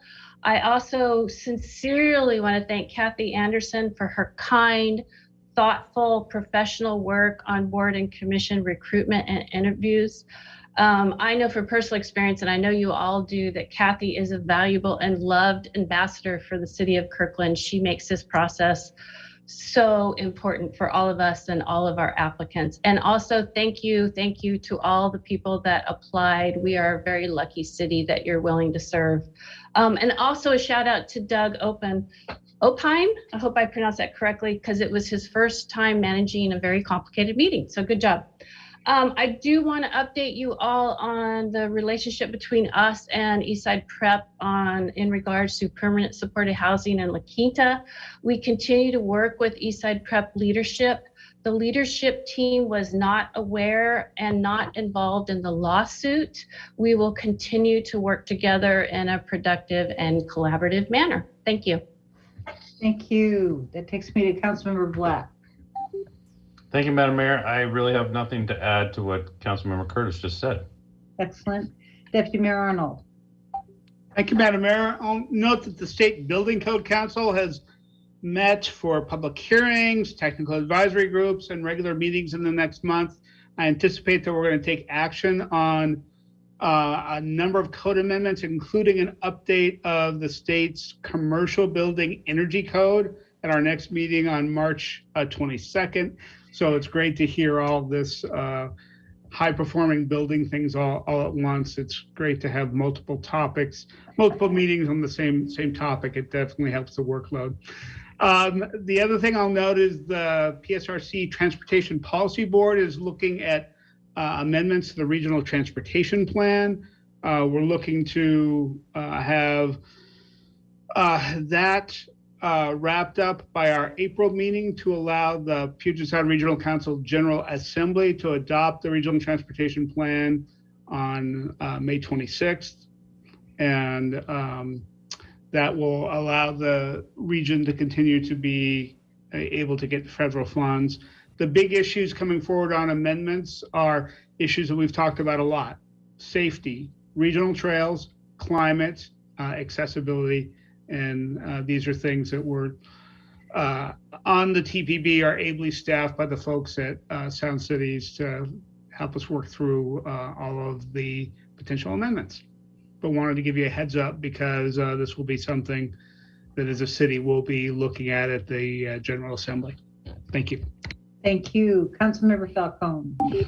Thank you, Madam Mayor. I'll keep it brief and just provide one update. Just wanted to thank our amazing youth artist, Austin, for leading the Save Our Salmon community mural event this past weekend. The mural is so beautiful. For those who haven't checked it out, there were over 160 volunteers who came together, including 2 of my 3 children and myself. It was so fun to come together as a community. There were so many familiar and new faces there who were, you know, young and old, folks of all abilities and different backgrounds coming together to paint just this beautiful mural that not only is beautiful, but also helps raise awareness of the importance of both stream health and salmon population. So well done to Austin. He's a 16-year-old high school student here in Kirkland and led that effort. And so, yeah, go check it out. It's on Spuds across from Juanita Beach Park. Thank you. Thank you. Councilmember Nixon, thank you for joining us late. Not sure if you have anything you would like to report. Nothing to report, but I do look forward to getting caught up on if anything unexpected happened earlier in the meeting. Okay, thank you. I only have one thing to add beyond agreeing with the board and commission process was absolutely stunning. Kathy does an amazing job. I met with the North End mayors today. One of the issues that came up was a discussion about the organized theft rings that are happening in particularly in Issaquah and Redmond at big box stores. Issaquah is actually coming up with legislation that is going to require that big box stores like Target and Walmart and Home Depot actually press charges against individuals who do these roundups in the stores and actually walk out with big screen TVs and carts full of things without being pursued. They don't call the police. They simply walk these carts down to the local bus station or bus, get on the bus with all of this and drive to where or take the bus wherever they're going. They're apparently being given lists of items to get high dollar from third-party folks who fence these on Craigslist and Facebook and other resources. I was stunned. And I was totally stunned when Katie Harris from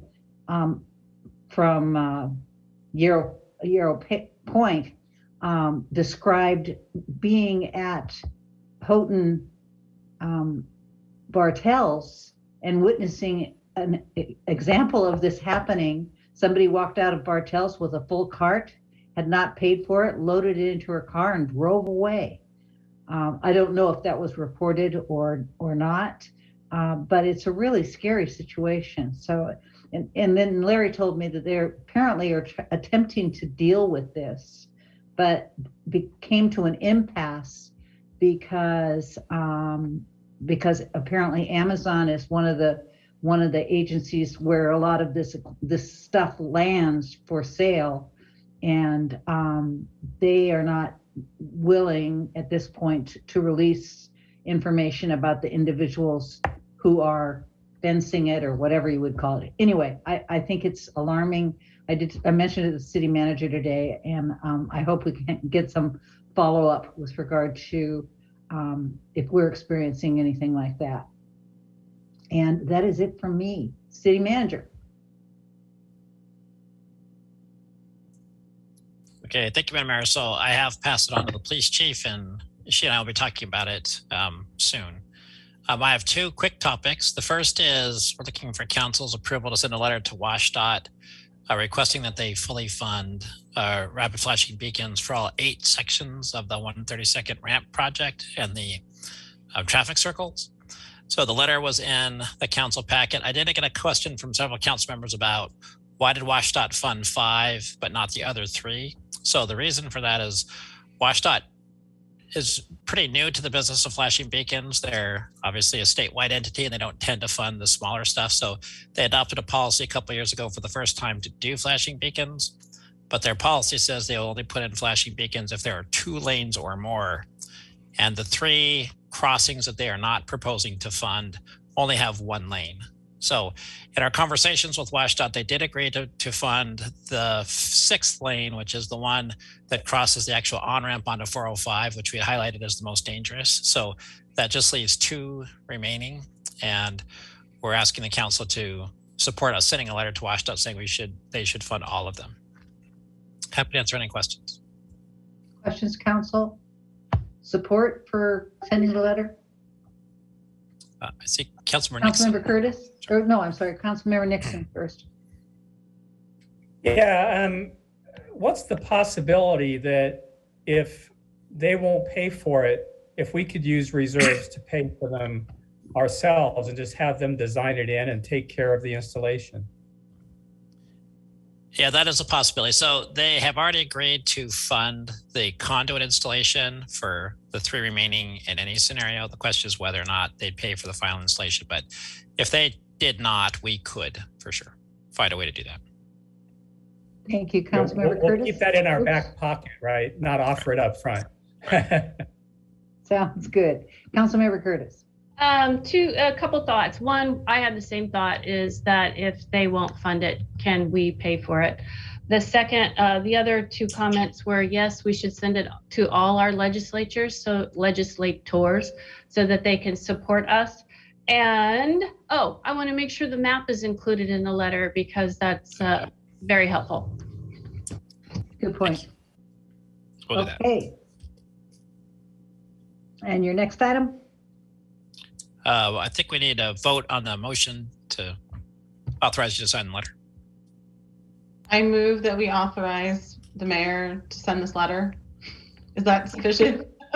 I'm tired. Second. It's been moved by Councilmember Falcone, seconded by Councilmember Black. Discussion, Deputy Mayor Arnold. Thank you, Madam Mayor. I just want to acknowledge Councilmember Pascal's work on this. He highlighted this issue from the beginning, has worked within the transportation work group on a bunch of details around this, and really appreciate the work he has done to highlight this issue, and we're making progress. We've got 1 of the 3 funded, and we'll continue to advocate. Thanks. Thank you, Councilmember Black. Thank you, Madam Mayor. I just wanted to maybe highlight, maybe the city manager could characterize this a little bit. I mean, we do have a lot of areas in the city where we have pedestrian safety issues, and we are looking at rapid flashing beacons. They are expensive, and they are expensive for an agency of our size. And on a standalone basis, I assume they're particularly expensive because there's not the economy of scale. So although I think we've talked here about the possibility that the city of Kirkland could, it's not without its opportunity costs. Mm-hmm. Is that fair to say? That's absolutely fair to say. And we think it does properly belong with the state to fund, but if they did not, it would compete with the rest of our flashing beacons as a high priority for sure. Yeah, thank you. Okay. Okay, the question is, Deputy or Councilmember Falcone. Thank you, Madam Mayor. I just want to clarify my motion is in the nature of what Councilmember Curtis said, to send it to all of our legislators as well. Okay, the question is on the motion to authorize a letter to the Department of Transportation to all of our legislators and to anybody else who is interested out there. All those in favor, please signify by saying aye. Aye. Aye. Opposed? The motion carries. Okay. Anything else, City Manager? So one other topic, which the council could decide tonight, or if you need more information, we can bring it back. But this is a very early check-in on the 1% for Art project for Station 27. So just very quick background, we normally don't check in at this stage with the council, but this is actually, as a brand new fire station, is going to be one of the largest 1% art projects that we've funded as a city.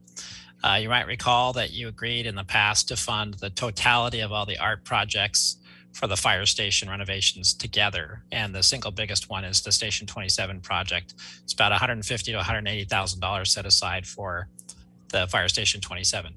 The question for you tonight, if you feel like you're ready to give this direction, is we have a call to artists that's about to go out, and there's a fire station art steering committee, which is made up of members from the Kirkland staff project team, the fire department, the city manager's office, and the Kirkland Cultural Arts Commission, as well as the consultant. And that team would like to recommend that the call for artists ask them to come up with a theme that reflects the fire stations and the fire department's interaction with Evergreen Health, since it's close by, and the pandemic. So a theme related to sort of heroism and service around COVID. So that theme is something we just wanted to check in with all of you. We're happy to come make a more formal presentation. Normally we would just wait for this to come back to the council, but we thought, given its significance, we wanted to just check in first before they got too far down that path. So I don't know if council members have any comments on that. Are you ready to? I think it's an opportunity we shouldn't pass up. Councilmember Curtis. Yeah, I was going to say, I think it's very appropriate, and the fact that we were the epicenter is significant, and we should document that in some way. I like the idea. Okay. Councilmember Black. Thank you, Madam Mayor. Can we emphasize more the heroism and effort and response of our first responders and our healthcare providers, and less of COVID itself? I don't know that I necessarily want to be reminded every time I pass the fire station about COVID, but I definitely don't mind being reminded of the effort of the first responders in Kirkland and the healthcare providers in Kirkland. Yeah, thank you. That's actually a somewhat lighthearted comment, yeah. But it is the way it was phrased is to honor the role of the fire department and the hospital and healthcare workers in the fight against the pandemic. So that's a very good clarification. So it will not be a giant neon syringe. Okay. Although that's quite a visual. All right. I believe that this will take us into executive session. Just one last, if there's any council calendar changes, and then we'd go into executive session. Any other things for the calendar? Nothing I see. Okay. So we will now go into executive session to discuss pending litigation with our city attorney. We expect to reconvene our regular meeting. City attorney, do you have any sense of this? Half an hour? I'd say half an hour. Yeah, half an hour. Okay.